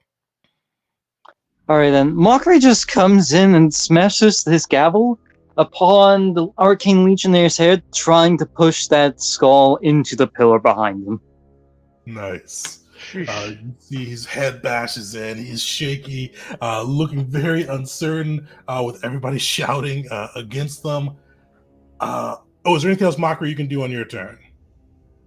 That was all of his actions, but he will say, if you truly believe you'll still stand a chance, fight. Otherwise, you might want to give up. You see he is just shouting. I forgot Farouk had persistent fire. So you see Farouk's body laying there burning. That's save gone. The dying, I should say, increase. But yeah. And he takes mental damage from the disfavor? Yes, it is. That's 2. Yeah, you see he does blip off the field. Nice. Heck yeah. The Legionnaire is going to take a d10 damage as well. And frightened. You see he is just confused as you hear his ears all of this shouting, he is looking, he's both in pain from the wounds he's suffered, but not really sure where to face as he hears the whole crowd shouting against him. Fear enters his eyes, and he's also kind of takes some of that mental damage from Kosir's magic. You see no blood running from his nose, but you hear Mockery. It's a quiet voice. It's a shaky voice. But he goes, "We are 13th. We don't surrender. We don't run. He is going to continue his fight. He's got one left of this. Is he gonna do that? No. Yeah, you see he's shaky, but he is going to cast Force Barrage, second level, throwing it all at you, Mockery. That's going to trigger a reaction. Nice. Oh no, that's a lot. Oh no, that's a lot of damage. Well, hey, we're looking good. I think I may have rolled 1 too many. Let me make sure. Nope. That is no, that's right. Perfect. So add that up. Yeah, get your reaction off. He is going to stay standing.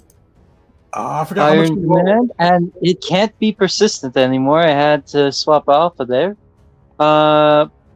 in order to keep Hyena. But so that will be 2d6 mental, as Mockery will call back to him. Today, you are not representing the 13th. Let's hope this doesn't help.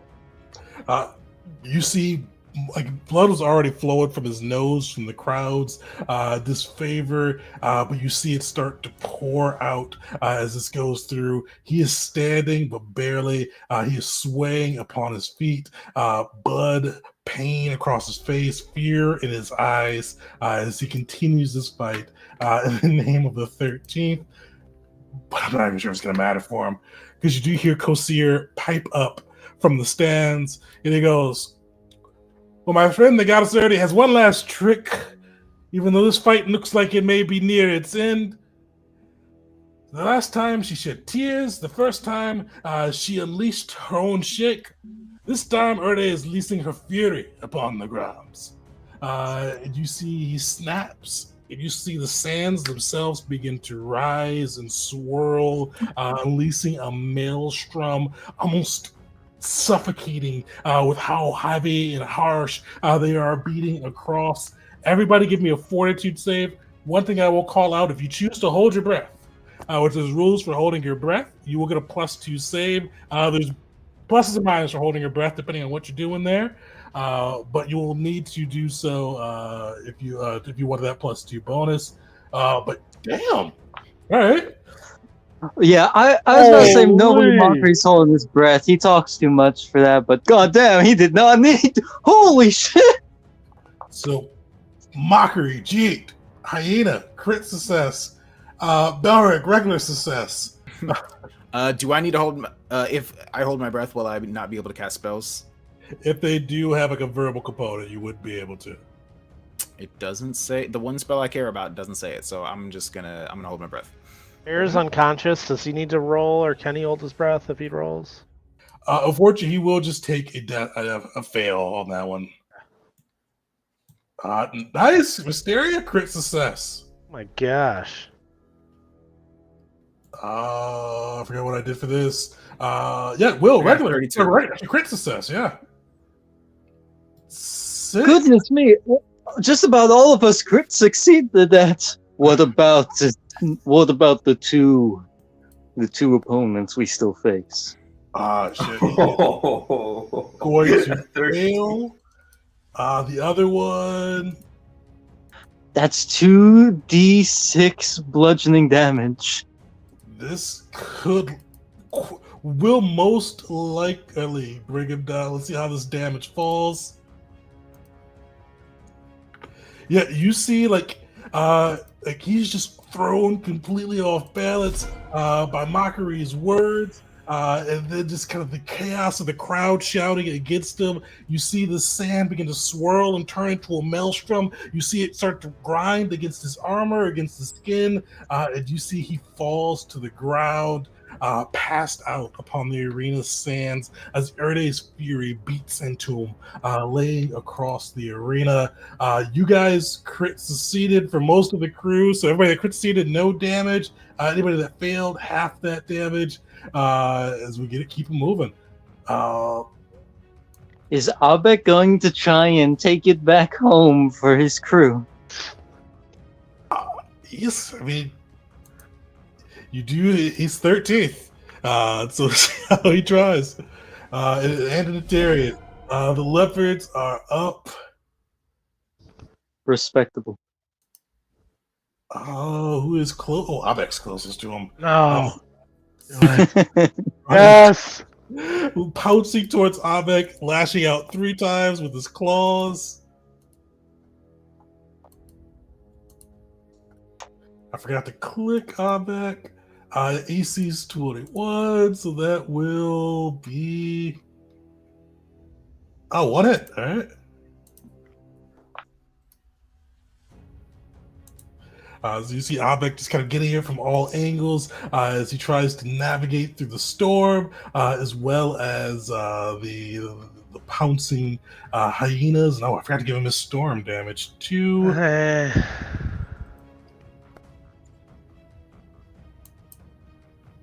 Perfect. Sweet. Belric, you're up. 1 target left. The crowd shouting you guys' name. You get a free hero point, 1d10 of temp HP. What are you doing? Ulrich's gonna like look around the. He's gonna like take an arrow out and then like look around the crowd and be like, "Should I? Should I?" And then I'm assuming everyone's gonna be cheering, so he's gonna hunted prey, hunted shot this poor fella, and just hopefully put him out of his misery. That'll hit.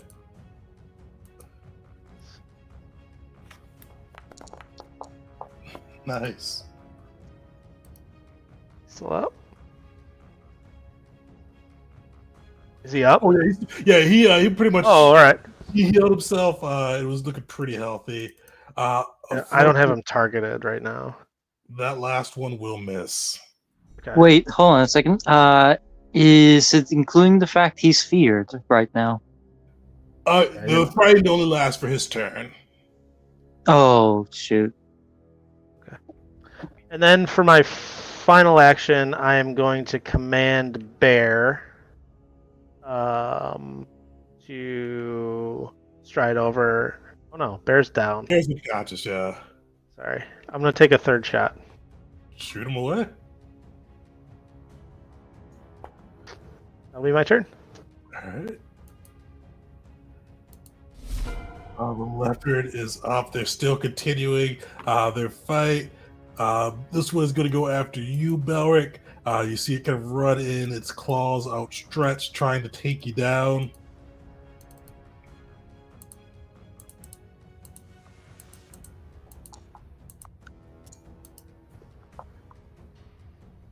The first will connect for 4 damage as it rakes its claws across you, cutting into your leather armor. A bet up. You see the fear in his eyes as the crowd continue to chant gavels, gavels. You see he takes 9 damage from the persistent mental damage from Kosir's own magic. Frightened upon him, you kind of just hear him quietly muttering 13th, and it starts to get louder and louder. But he's continuing this fight. Flurry of blowsing. He's going to continue shooting at poor Jeet.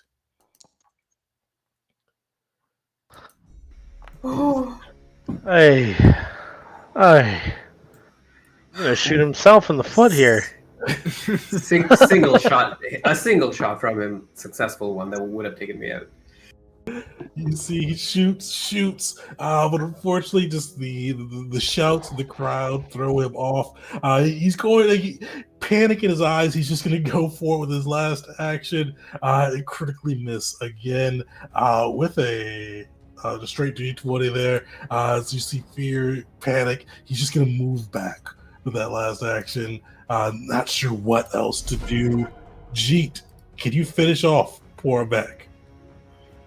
No, but I can scare him quite a bit. Well, actually, I do have something that's ranged. Let's try. Let's give it a shot. So the leopard's right after me. Leopard might finish me off. You know what? I'm not the finisher guy. I'm gonna spend 2 actions to heal myself. And then feel living. And then correct me if I'm wrong, but as long as we take out the enemy team, we win, right? We won't have to continue fighting the leopards, or do we? Oh no, yeah. Once the enemies go down, you're good to go. Okay, cool. So it will look like Jeep is walking menacingly towards Abek. But what's actually happening is that the crowd doesn't know yet that his movement speed is only 20 feet. So in that heavy armor, they see him go like clunk, clunk, clunk. Nara comes for you. That's my turn.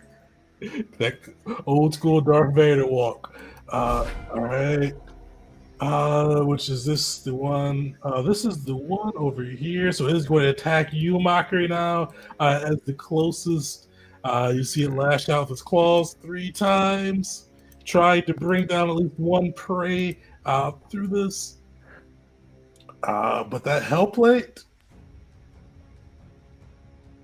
Oh, what's your AC? Oh, 25. 24. Those will all miss. Oh, I have to click right now. Oh, I still have a back click. That's why. All right, so those 3 will miss. As you see, its claws just pound harmlessly off the armor. This one is going to, I think, Jeet's still closest. It's the same thing, running up, pouncing, claw, claw, claw.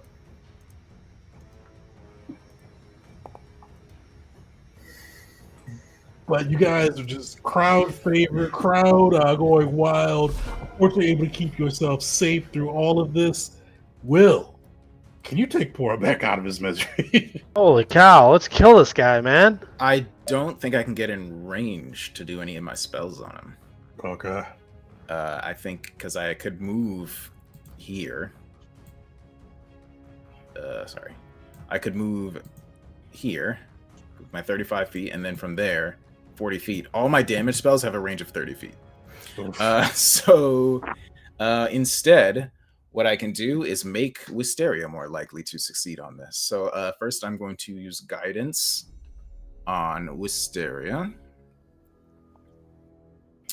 And Wisteria, do you need extra speed to get over in range? My crossbow has 120 foot range. I'm not moving, and I'll be fine. In that case, I don't think there's anything really super useful for me to do. So I'm going to cast Guidance on Wisteria, and then I'm just going to walk towards the guy. Or you know what? I'm going to shoot a cantrip at a leopard. Nice. Maybe try to get them to stop attacking. Can I? Which one is? Can I? Oh, I can. I can. Oh, I might be able to reach that one. So if I. No, I can't reach. So I'm just gonna. Yeah, you know what? Forget it. I'm not gonna do that because I can't get into range of anyone useful. So I'm just gonna step forward after casting Guidance on Wisteria, which I'll click right now, and that'll be the end of my turn. Are you doing a slow walk with Jeet? Or are you Yeah. quick? Well, I'm moving in my speed, but it's just a casual jog. Perfect. You catch up to Jeet with area. You hear the crowd chanting the Gavel's name. You see Abek bleeding in a corner. All of his squad down, panic on his face. How do you do? What do you do? All right, so I got 1 shot in my crossbow, so I got it left. So I got to make it count. First, I'm gonna recall knowledge to see if he's got any resistances. I guess. I mean, I'm mostly just trying to get the off guard. That will get you the off guard. Why does this not let me show you? Got a crit success on this one. Jeez, That man, actually you've been rolling does. great. Yeah. I'll look it up later. I think I get like a That's +1 too. status bonus to him, and he's off guard against me for a minute or something like that. But not gonna worry about it right now. And let's see. I'll take a shot. I'll add my off guard bonus in here.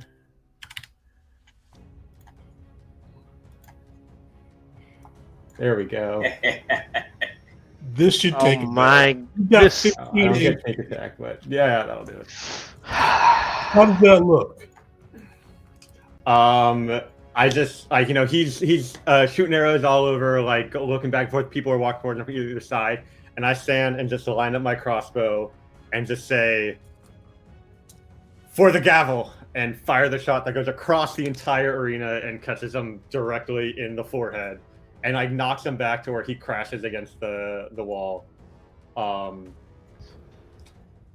and he just collapses there. Perfect. You see his body collapse to the sands, and then you see Kosir finally at his seat, standing up and shouts, "Well, folks, didn't expect it from the way it started, but the Gavels are the winner of round 1, vanquishing Fukanis." And as you see him say that, you do see the bodies of Fukanis disappear, that same bubbly mist from the sands. You hear the crowd shouting out, "Gavels, Gavels, Gavels."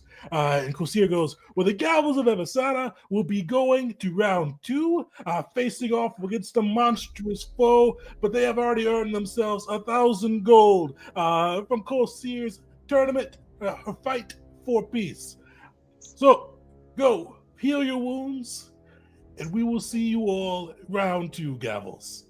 You kind of hear the crowd continue to chant. You get a standing ovation from them, ending the round with 4 favor there, and really turning it around. I thought you guys would be out first round, honestly, for quite a bit, but you guys turned that around, earning yourself your first win and some gold at the end of the tournament.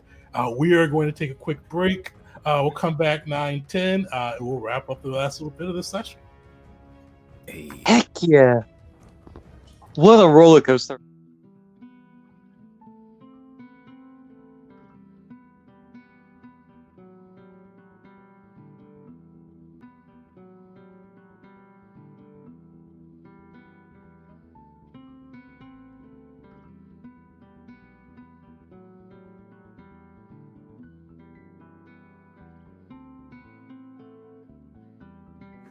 Welcome back, everyone, to part 2 of Pandemonium. The Gavels just pulled a bit of an upset and won their first victory in Kosir's fight for peace. Looking a little battered, a little bruised, but victorious as they triumphed over Fukanis, the former squad mates of Squad 13. Who they had tussled with a little bit earlier in their career. You guys hear kind of the shouting of the crowd, cheering Gavels, just hyping up the crew as you guys are making your way off the sands back into the arena waiting room they've stashed you in. And as you kind of make your way within, you feel like this. Like it's probably, you smell your favorite smell. You can almost taste your favorite food. You feel like this joyous kind of this wave of pure, unadulterated joy kind of wash across you. And as you walk in, you do see sitting in the chair this halfling with these bright golden eyes, hefting a golden mug with runes upon it. And you do see Kosir, his feet up on the couch, and he goes, "Oi! Hey, you lot pulled it off. Congratulations, Gavels. I really did not think you were going to make it past round 1, but you did it. Sit, have a drink, have some water, probably. But hey, if you want a beer, you can have a beer. But take a load off." My pleasure. We don't have time for taking a break. We need to get ready for the next match. We only have so much time. Taking a break is part of it. You'll have your time. One thing, and as I said, I like to bring people together, if you know what I mean. That's me and Otisha's overall mission. That's what we did way back when, thousands of years ago, when we were back still mortals ourselves. And I couldn't help but notice, Fukanis kind of hated your guts. We had a previous relationship. No, I mean, you'll never be somewhere when everybody loves you. People even hate me, and I usually dedicate myself to peace and drink. So what's that? I can't possibly imagine. You see his face gets kind of serious for just a beat. And he goes, "Many gods and mortals wish me dead, but," and you see this usual smile come back, "I keep kicking on. You'll have your hour. This won't cut into your time to rest, heal, prepare. But if you'd be willing, I'd like you to sit down with Fukanis. This is not part of the tournament. This is not mandatory. something I like to do. This was already something I was planning on doing, myself at least. Mockery will pipe up, currently beat the shit. I suppose it couldn't hurt as long as we're not in a place where they might try something crazy. I don't like often saying this, but you see him kind of give a smirk. I am a god. Speaking of which, I have a question out of character. Sorry. Go ahead. It is of Rogue and Kosir. Are they on good terms, considering how last... No. More? Well, the infernal god of war, fear, and fury versus the god of celebration and peace. Yeah, fair enough. That relationship. Damn. I'll ask, Kosir, you're always a cheerful spirit, even in spite of challenges. Do you have any recommendations on what we should say to Volcanis or how we should treat with them? They don't like us, clearly, and that's, not doing any benefits for us, so I'd like to change that situation if possible. He kind of looks at you and kind of sees the little the Seeker's pen that was given to you, the Seeker's quill, I should say. And he goes, "Oh, you would have noticed. Well, she often made friends, as we were saying. Sometimes I had to talk those friends down. A little bit blunt, if you get my meaning. Usually, I say, whatever you may have done to them, hopefully you didn't do anything too horrible. But give a heartfelt apology. I know you have fights to continue. Maybe share a drink if you like. But tell them why you did it. Unless you just did it for the kicks of it, hopefully they can see the reason why." Mockery, do you still have that potions of shared memory I gave you a while back? He nods. I've had no reason to use it, and I would not throw it away. Well, this seemed like a better way to get the point across than us just trying to explain it to them, so it might be a good time to use it. There's definitely more to it than merely the deception we pulled onto them. And Mockery scratches the back of his own neck. The bad blood extends further. They feel as though we have slighted them, and we have dishonored them. And because of their actions to try and portray us to the public as monsters, it is true we have brought to them some dishonor. From their own actions, yes, but we played a part. We should take this truly as open-armed, in my opinion. Yeah, I mean, I feel like it's mostly going to be up to them how they take it. Honestly, I could care less one way or the other what they think about us, but if they keep going around trying to tell people we're awful, that's only going to have a negative impact on our reputation. So hopefully we can at least convince them to be quiet about it, if not sing our praises.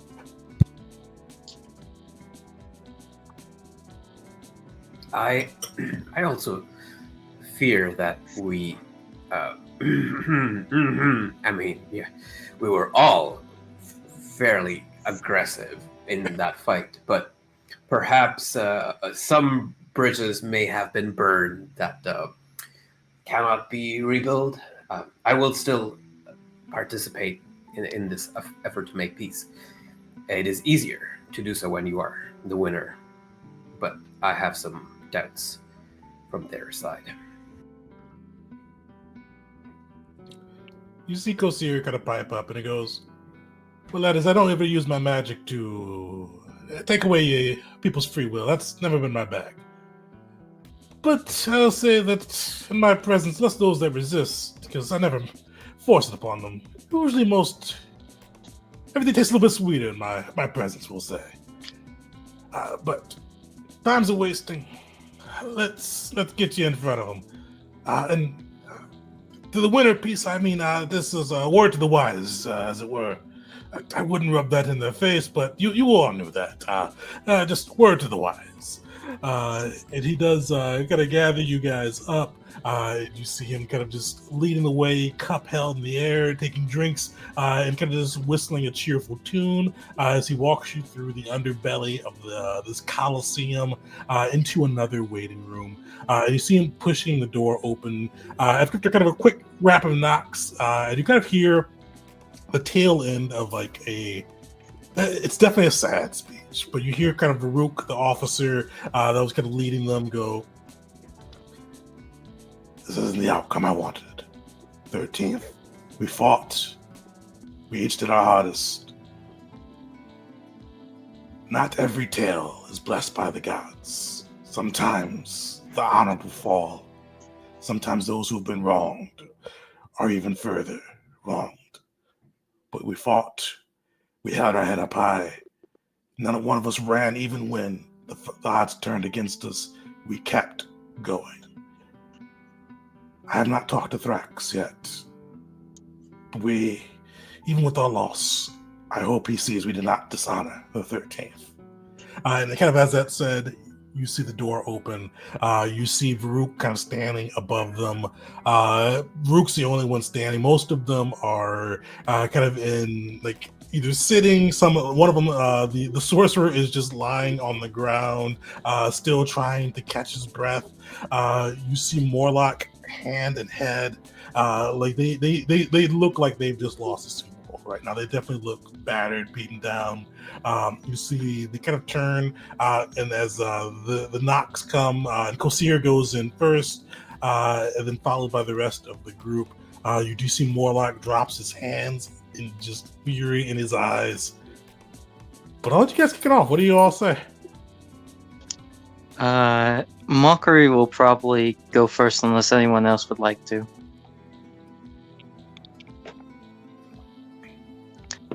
He turns his direction more individually rather than to the whole group of this Legion of the 13th. He looks to Moloch and will sit a decent bit away from him, but still enough to where the two can face.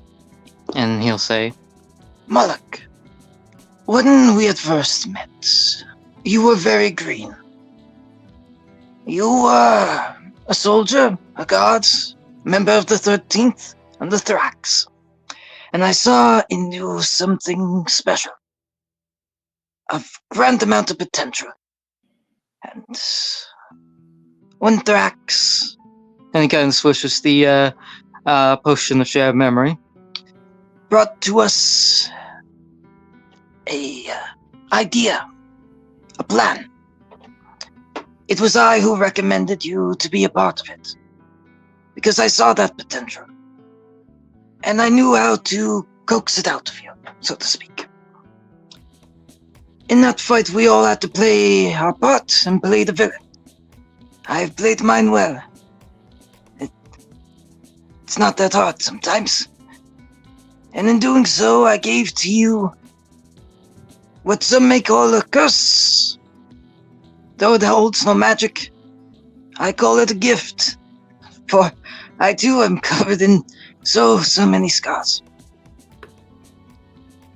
I know you likely will not forgive me, nor do I truly ask of forgiveness. Only that you recognize your own growth and feel not despair. That time has passed. Neither one of us are recognizable from that desert day when we had fought. Neither one. I look to you, and I see an image of what the 13th is. Or at least all the stories I've heard. Amongst the soldiers in the camp when I had visited. I see you, and you look as though the pinnacle of them. As if, in a mere few years, you'll look just like him. And he'll point to Farouk. So, please, heed my words. You are strong. You are worthy. Scars, marks, you are bloodied. And that is good. and I thank you for fighting me once again. Give me a diplomacy check. Oh, go ahead. I was just going to ask a question. They would have read, like they would know about like the plan being revealed, right? Yeah, so when you guys talked to Thrax a lot of sessions ago at the encampment, he did mention that he let them know after they came back when he offered a chance for you guys to punish Morlock for speaking to the press. He let them know that it was his plan. Though he did kind of give it a little slight admonishment for the brutality that was they all took him down with. But that is a solid roll. So you wouldn't have the gladiatorial favor, but the 34 is still pretty sick on that side. You do kind of see Morlock went from despondent from the loss to anger that you came there to kind of like a weary and wary kind of recognition. But you see him, he reaches out his hand to the vial, and you hear him go, "You didn't have to scar me. Thrax said that he told you to escape. But I feel your infernal gods push you to fury that is unrecognized by civilized men." I disagree. I would like to take that as a compliment, honestly, but no, I disagree. I truly believe if I did not give you that scar, I would not see the man I see in front of me. It's only through hardships that we grow. Through challenges that we are sharpened. I gave you a reminder. I only hope that it does not weigh heavy on your shoulders now. You see, he kind of nods. That he does tip back the potion. You see his eyes go white as he sees the remnants of the past stored within of your memories of the meeting with General Thrax, the proposal of the plan, the entreating to bring him along with this young guard from the 13th. You see it all flash across his eyes, but you do see two other people kind of speak up at that moment. You see the sorcerer that now you've twice outshined him with the fire that he likes to call his own. You see him sit up and he goes, you see him sit up and spit. You see he like just spits on the ground, looks a little bit ashamed as he looks back at the Corsair, but he still kind of tries to look defiant towards you. And he goes, "These lot don't have honor. These lot deals with Thrax. They say that they are Thrax's men, and then literally the next time they go, they come and kill members of of my mercenary company. I left one of them in a wheelchair, mind so addled that he doesn't even know himself. Fires of Nar, gavels of Avasara, highfalutin fools and infernal worshippers, I call them." Oy. You ain't wrong. yeah. Especially because some of those words have the truth in them. Rajith is just using all his cleric training to just keep himself calm.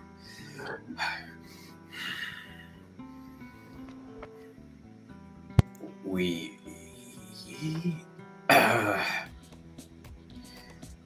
do have honor. It is just that we are all still human, and as humans we have made mistakes, and for some or all of those mistakes we are not happy about it, and for a smaller subset of mistakes we may even wish to apologize for them. Nice. G, give me a diplomacy check. Yeah, it's all like through gritted teeth. Yeah, that tracks. You see like Because at this time, Morlock's eyes are still grayed out as he kind of sees this past memory. You do see the sorcerer kind of goes to pipe up again. You could definitely like anger of his eyes. You see sparks kind of sparking off of his skin.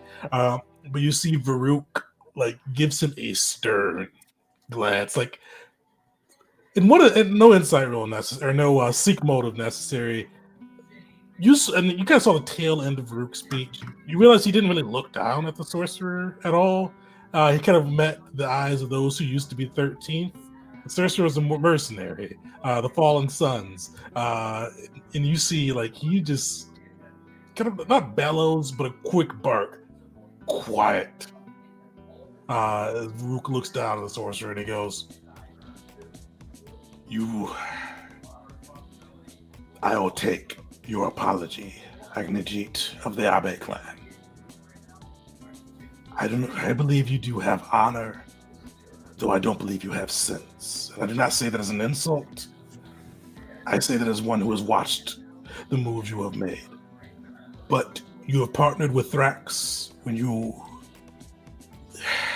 dealt us our first defeat, and I will hold no grudge going further.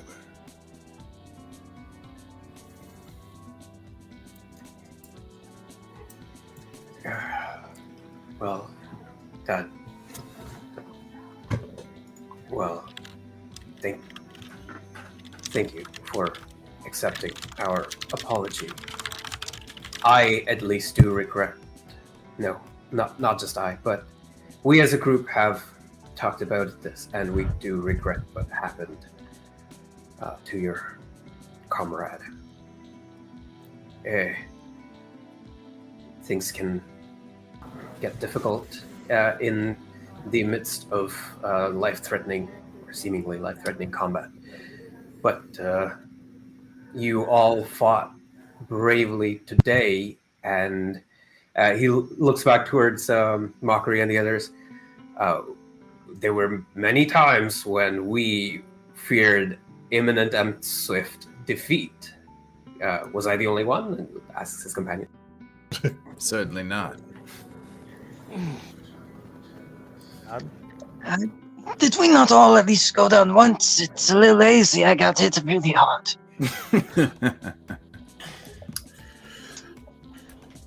Honestly, I want to thank all of you for the opportunity to battle with you. I learned a lot of new things, both about the types of magic we might face in the future, as well as how we can best use our own skills. And I hope you all learned as much as we did. Certainly this will be useful for our encounters going forward, and the way you all coordinated, the way you attacked from range, and used AoE effective, or area of effects spell casting effectively, was quite impressive.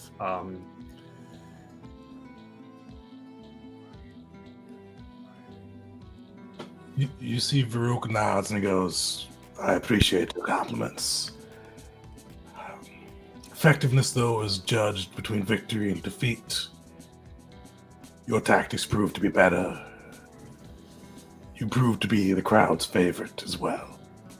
But well fought, well won. And as he says that too, you see Morlock's eyes clear from the potion, and you do see him go, kind of like, he went from like anger to defeat, kind of like just this sorrow to anger to now a bit of confusion upon his face. And he goes, I never thought to doubt the general's honor, but I hoped he lied. I hoped that he said that he partnered with you due to your actions being a success. But I see now that was a fool's hope. I don't know if I'll ever truly forgive you. I can see him gesture to the scar. But I have become stronger. You were not wrong, Mockery. I have grown stronger due to these actions. Your gods are wrong, but I am stronger for that barbaric fury. Mockery will give a slightly pained smile at that right there. and will kind of say aloud, not just to Moloch, but everyone else. This is a tournament hosted by Garcia. So, after the fights have been fought, I hope that we all... Oh, my goodness, Garcia. Sorry, I forgot you were here. I'm so used to... And he still looks kind of starstruck that Kosir is actually in the room with them. And he'll clear start. I hope that we can get a drink. That even if there is no grudge in the future, or perhaps conflict in the future, whatever happens, today we will have peace. You see Kosir smiles and goes, "Oh, I'm not the focus today, but of course, I'm glad to see that you've made, if not friends, at least no longer they'll be calling themselves vengeance and coming after you, it sounds. So that is a good day in my vote. I always say whenever we do something worthwhile, seal it with a drink." And you see him snap his fingers, kind of similar to what he's done before. You feel a cup appear in your hand, and kind of a drink with your choice right now. I know a lot of you have just gone through a harrowing battle. Maybe water is what's on your mind. Maybe others a nice tea or a soothing balm. Some still may want a hefty beer or even a nice alcoholic drink. But whatever kind of is on your mind appears in your hand. You do see him kind of raise his glass, and he goes, "To the Fucanis, to the 13th, and to the Gavels of Avasara. May peace reign forevermore."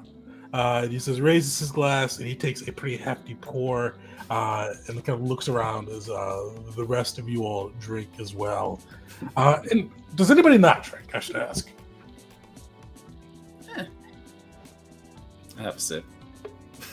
I just imagine none of us were expecting to have drinks suddenly appear in our hands. So like half of us were like have our hands down at our sides. So like a goblet appears in your hand and just immediately starts pouring onto the ground. Oh, this is God magic. Your hand like drags itself up to keep that thing upright. He doesn't often Moffrey's joking. Water, but he's not gonna let a beer. Or a beer, water, tea, whatever you may have after this encounter. But as you do drink it, you see him kind of give a sly wink as well. Everybody roll me 3d10. Oh. And take that bit to HP. In damage or in healing? Oh, healing. Of course, he's not going to poison you. It's like trying to make the tournament a little bit more difficult. He goes, "All right, you Gavels, go back to your locker, prepare. The beast round is next, and I'll say I did not pull any punches with this, so prepare yourselves, rest, patch your wounds, focus your mind, do what you need to do to fight." After they kind of shoos you out of the kind of team's kind of waiting room, bringing you back to your own room. Before we dive into the next fight, Olston came to you all with a bit of a plan to expand the Gavel's footprint, utilizing your victories to see if he can recruit more willing souls into the faction.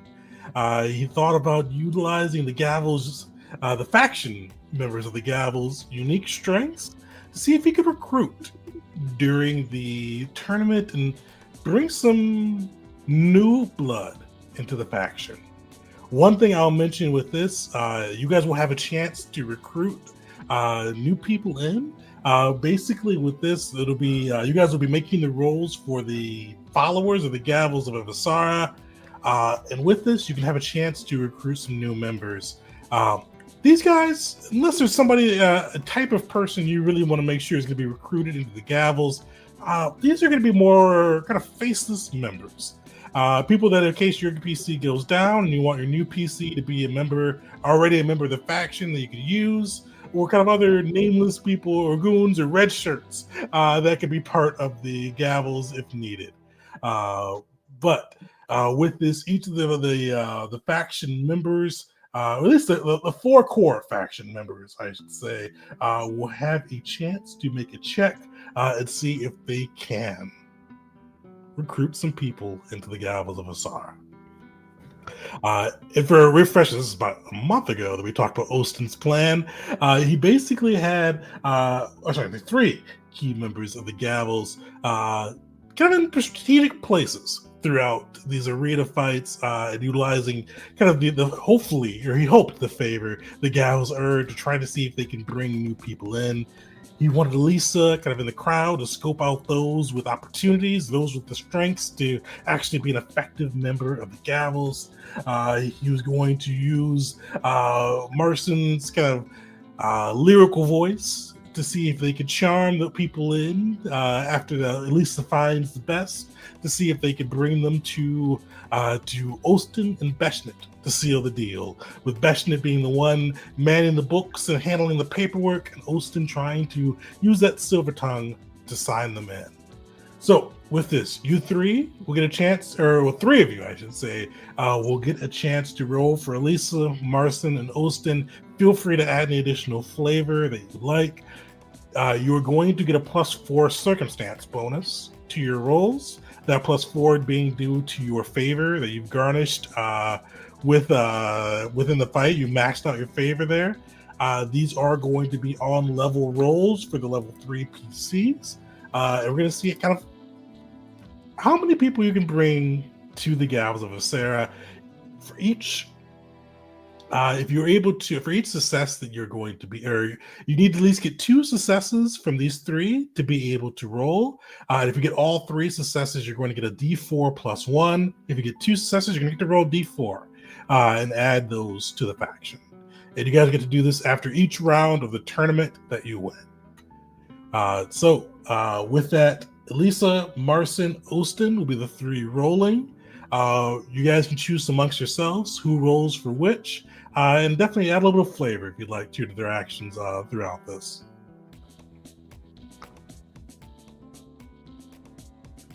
Who wants to go first?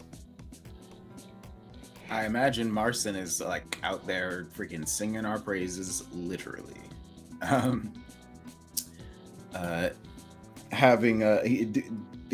imagine he's an actual bard. He's good at this. He is already out there singing songs about the battle we just won. Like he's already has a partially improvised like song about the battle that just happened, and is just like hyping people up, talking about how just dude, wasn't that freaking awesome, dude, in song form. 100%. He's already kind of worked. He had a little bit of a template to start with, but he's already kind of worked in different pieces. It's kind of the refrain of the song is "The Gavels will not go down." He kind of repeats that with the different messages through there. Give me a performance check from Marcin. Okay, how would I do that? Oh, you should be able, if you go to the Gavels followers, you should be able to click into his sheet. All right, let me pull up it. Oh, I see it. I haven't looked at the sheet in a million years. All right, and then performance.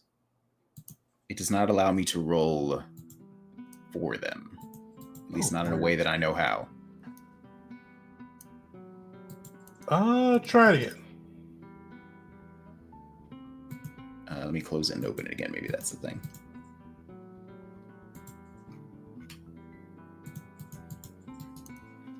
Is there a certain thing I should be clicking? Because all I know how to do is open up the follower sheet. So it should let you, if you click on the performance, it should let you roll it. It's grayed out for me. Weird. They're all grayed out for me. Party skills, performance. Try closing it and reopening it because it looks a little bit different. A second ago, I think. Mm-hmm. Because it looks clickable for me. Well, maybe somebody else can do it. If you can do it, then go ahead. All right, roll that for him. And you said +4 circumstance? +4 circumstance.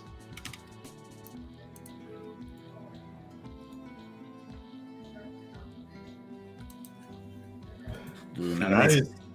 This is level 3, so you just had to beat. Actually, you had to beat an 18, and you beat it by 1. Nice. So you see, he is singing your praises, talking about this ferocious fight that you've had against Vulcanus, about overcoming the vengeance of these Dragonborn. You definitely see people kind of nodding their heads to the tune, and continuing the chant of gavels that has continued since you left the sands. 1 success out of the 2 or 3, depending on how lucky you want to be for this.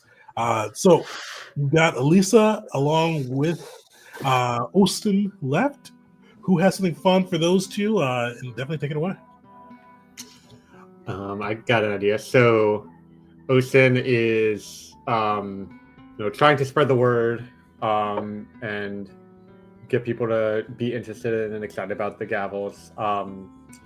And so he starts on his own, it's not going too well, so he starts getting some of the trading cards that Mockery's drawn and starts like handing them out, but he's not as influential about it as Mockery, or knows how to really sell it as well. So he's like, no, I need to do something different to really spice things up. So he starts putting a little bit of magic and starts making special edition holographic cards as he infuses some of them with magic, just to really have that extra flair to them.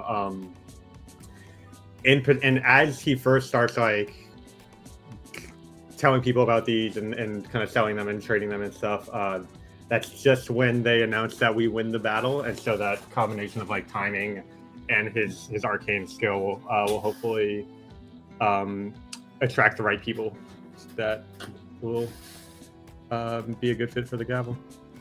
Perfect. Give me an Arcana check. Trading board hype.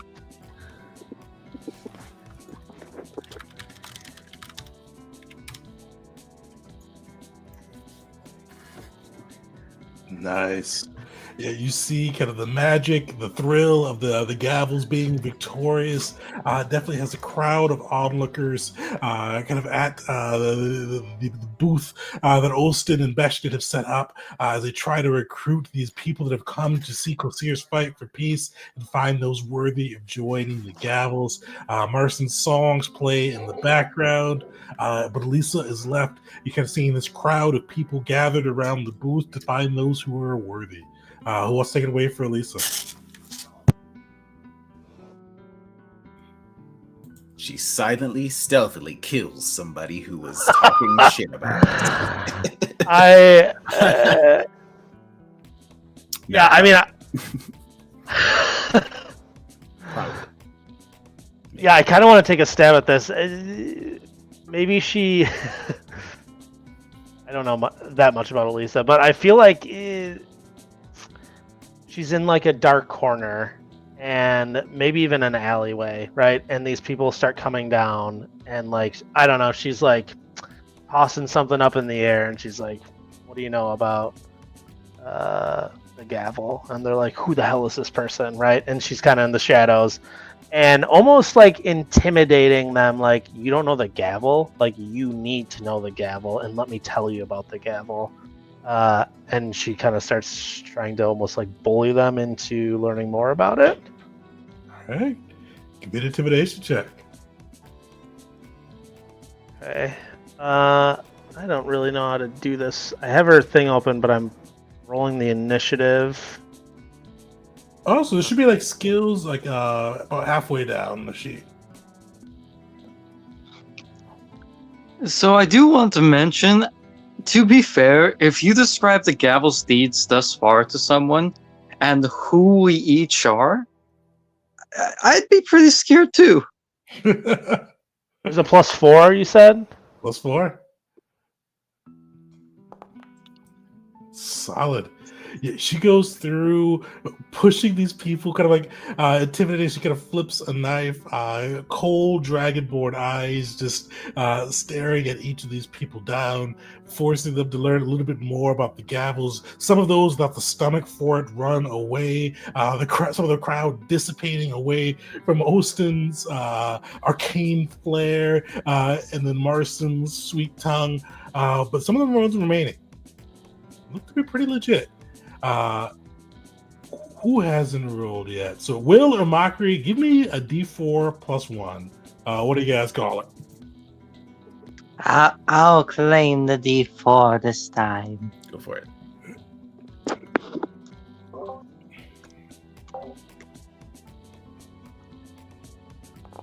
Three.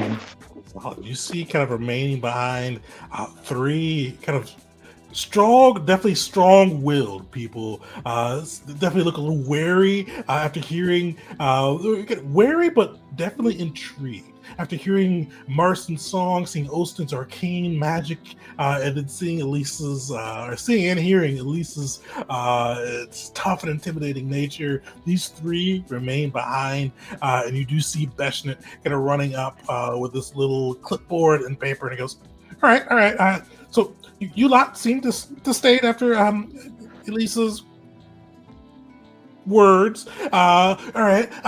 You guys can join the Gavels. Not the Arbiters, the Gavels. Different than the High Arbiters, but still good. And he goes, sign here. You are now Gavels of Avasara. You'll need to meet the bosses later, but you are now part of our faction. Thank you for joining, and some honor is bestowed upon you now. I thought I was going to say good luck for a second. Beshnet, we got to work on your. What are you doing? He did great. He got every signature he needed. What more could he need from him? All right, I guess so. Here. All right. We're not the best. At least there's some on them. You see the little dragon board. You see three faction members kind of set up and ready to join. But as you guys are down there preparing, Will, you haven't rolled it. Roll me a d6. You see Kosir, actually not Kosir, Arapo, this time is his satyr assistant comes down, the first reveler, I should say, goes, all right, you all are going to be joining the beast rounds. All right. You see, he goes, Like there's that. some dice. Kosir always likes things to be randomized to see what type of people, what type of monster or beastie you'll be fighting. And you see Can's will, the dice, lets you roll it through. You see that one come up and you go, ooh, okay. This will be an entertaining fight. You see him kind of reach his hand out and snap, and you see a figurine appear with his hand. And he goes, okay. You lot, and he kind of holds one of his hands over it for a second before revealing it theatrically, and you see this ebony carved dragon turtle. And he goes, you lot will be fighting the dragon turtle. Who took it to him? Oh What? dear. But Mockery looks very excited for this. A dragon turtle? it looks over and goes, it'd be a fight. Patch your wounds. Drink a drink. Get ready to fight. Because this you lot will be taking on a dragon turtle. He looks over to Asteria and goes, luckily not an infernal one, but still a dragon turtle itself. So, drink, patch your wounds, refocus your mind, sharpen your blades, prepare your magics, because you will fight a true beast today. With that, he does leave. Oh, go ahead. Do we know anything about this could be afterwards, but can I ask like what sort of environment this would be in, or is it just going to be in the Coliseum? Like, I think a dragon turtle, I'm like, is this in the water? I don't know. So he did say it will be in the arena. They're not going to teleport you anywhere, but he did mention scared to get wet and hope he can swim. Okay. I'm worried. Noted. There is a whole feat specifically for fighting on the water to help reduce the penalties from that. Oh, I should have prepared water breathing. I have a scroll of water breathing. I've had it for Oh, a million years. Nice. Now's the chance. This is going to be rough. Water actually doesn't have an effect on fire spells. Yeah, it does. Yeah. It's like I forgot what it was, a minus something to damage or saves, one of the two. I also have used up most of my fire spells anyway, so this is the time for Wrestler G to come out. Less than an hour. Can someone patch Mockery up, please? He's in desperate need of it. I will happily treat your wounds. Thank you. We got a lot of healing. Does anybody still? I have a spell that will make treat wounds better and also gives everybody 10 hit points. Let's do But that like, first. is anyone besides Mockery hurt at all yet? Still, I guess I'm like down to 10 10 is exactly how many it gives you. or 12. Sure. Yeah. Well, you know what? It's still worth doing, I think. So yeah, let me cast Gentle Breeze. Also, I will Bear. say, if you guys look through, Belric's at 66, Bear is at 0 still. Hyena's 37, Mockery's at 18.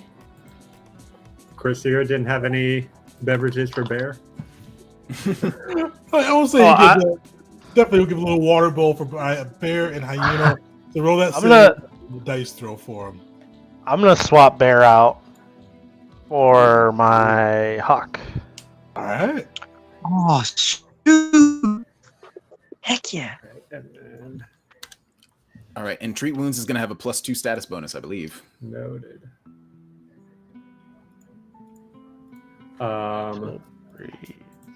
It won't let me add a stats. It doesn't put anything in There the. we go.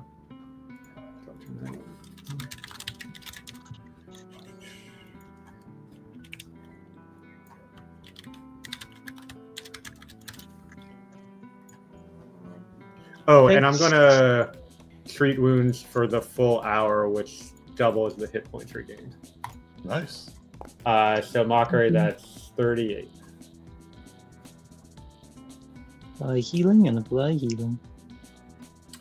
And you know, as Wisteria's kind of getting her things out, like bandages and stuff to treat your wounds carefully, she's like, "Oh, Mockery, you know, with all the excitement of the tournament, I almost forgot to introduce you to a new friend of mine."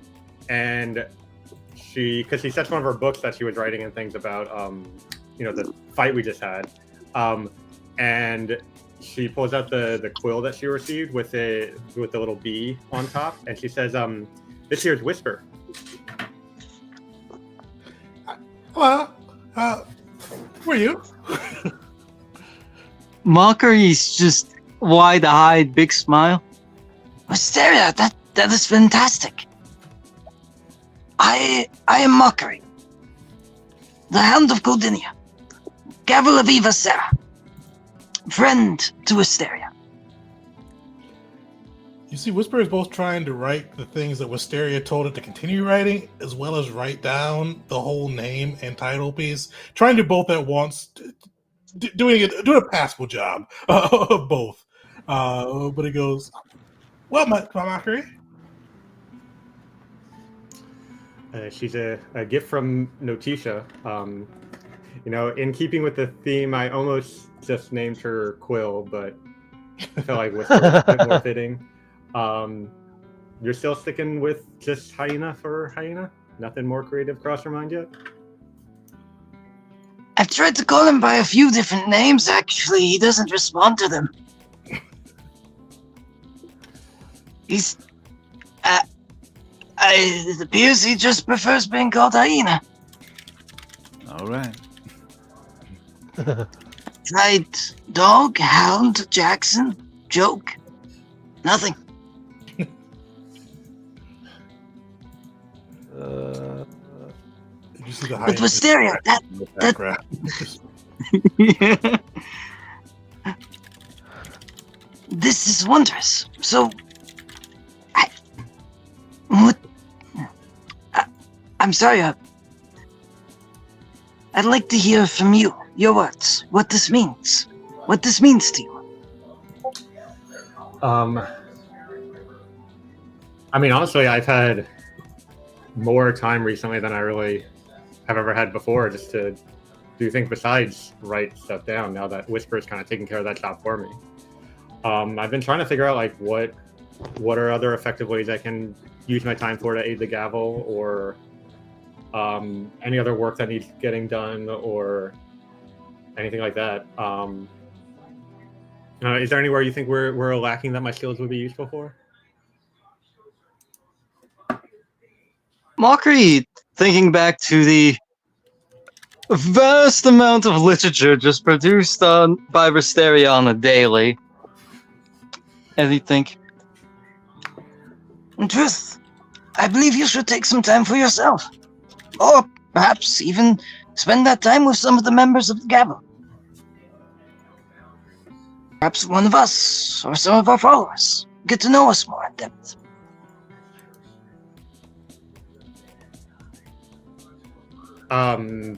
Spend time how? Day to day. How, from what I understand, how friends do. Like how me and Beric, we go hunting, we drink together. Yeah, I suppose we could always use more, food acquired, so I could join the two of you on a hunting trip. As long as we're not risking any injuries of that sort. Maybe not the hunting trip in particular. Those are preferred to keep silent. But hey, maybe some of us could join you in activities that you find enjoyable, like information gathering. Right there is a particular group here that I would like information on, and maybe the two of us could go gather some information on them. Yeah, that sounds like it'd be fun, but also very useful. And knowing what groups are out there and what opportunities they could provide the Gavel, as well as what opportunities we could provide them, would help grow our reputation. I see a lot of benefits from doing that. Yes, many benefits.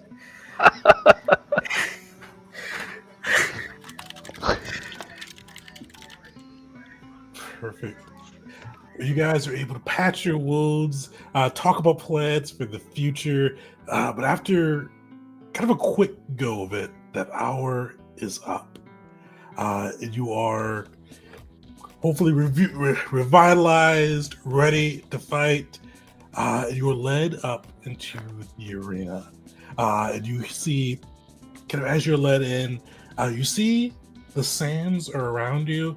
But you do see Kosir kind of back all the pulpness, goes, "Ladies, we got a fun one for you today.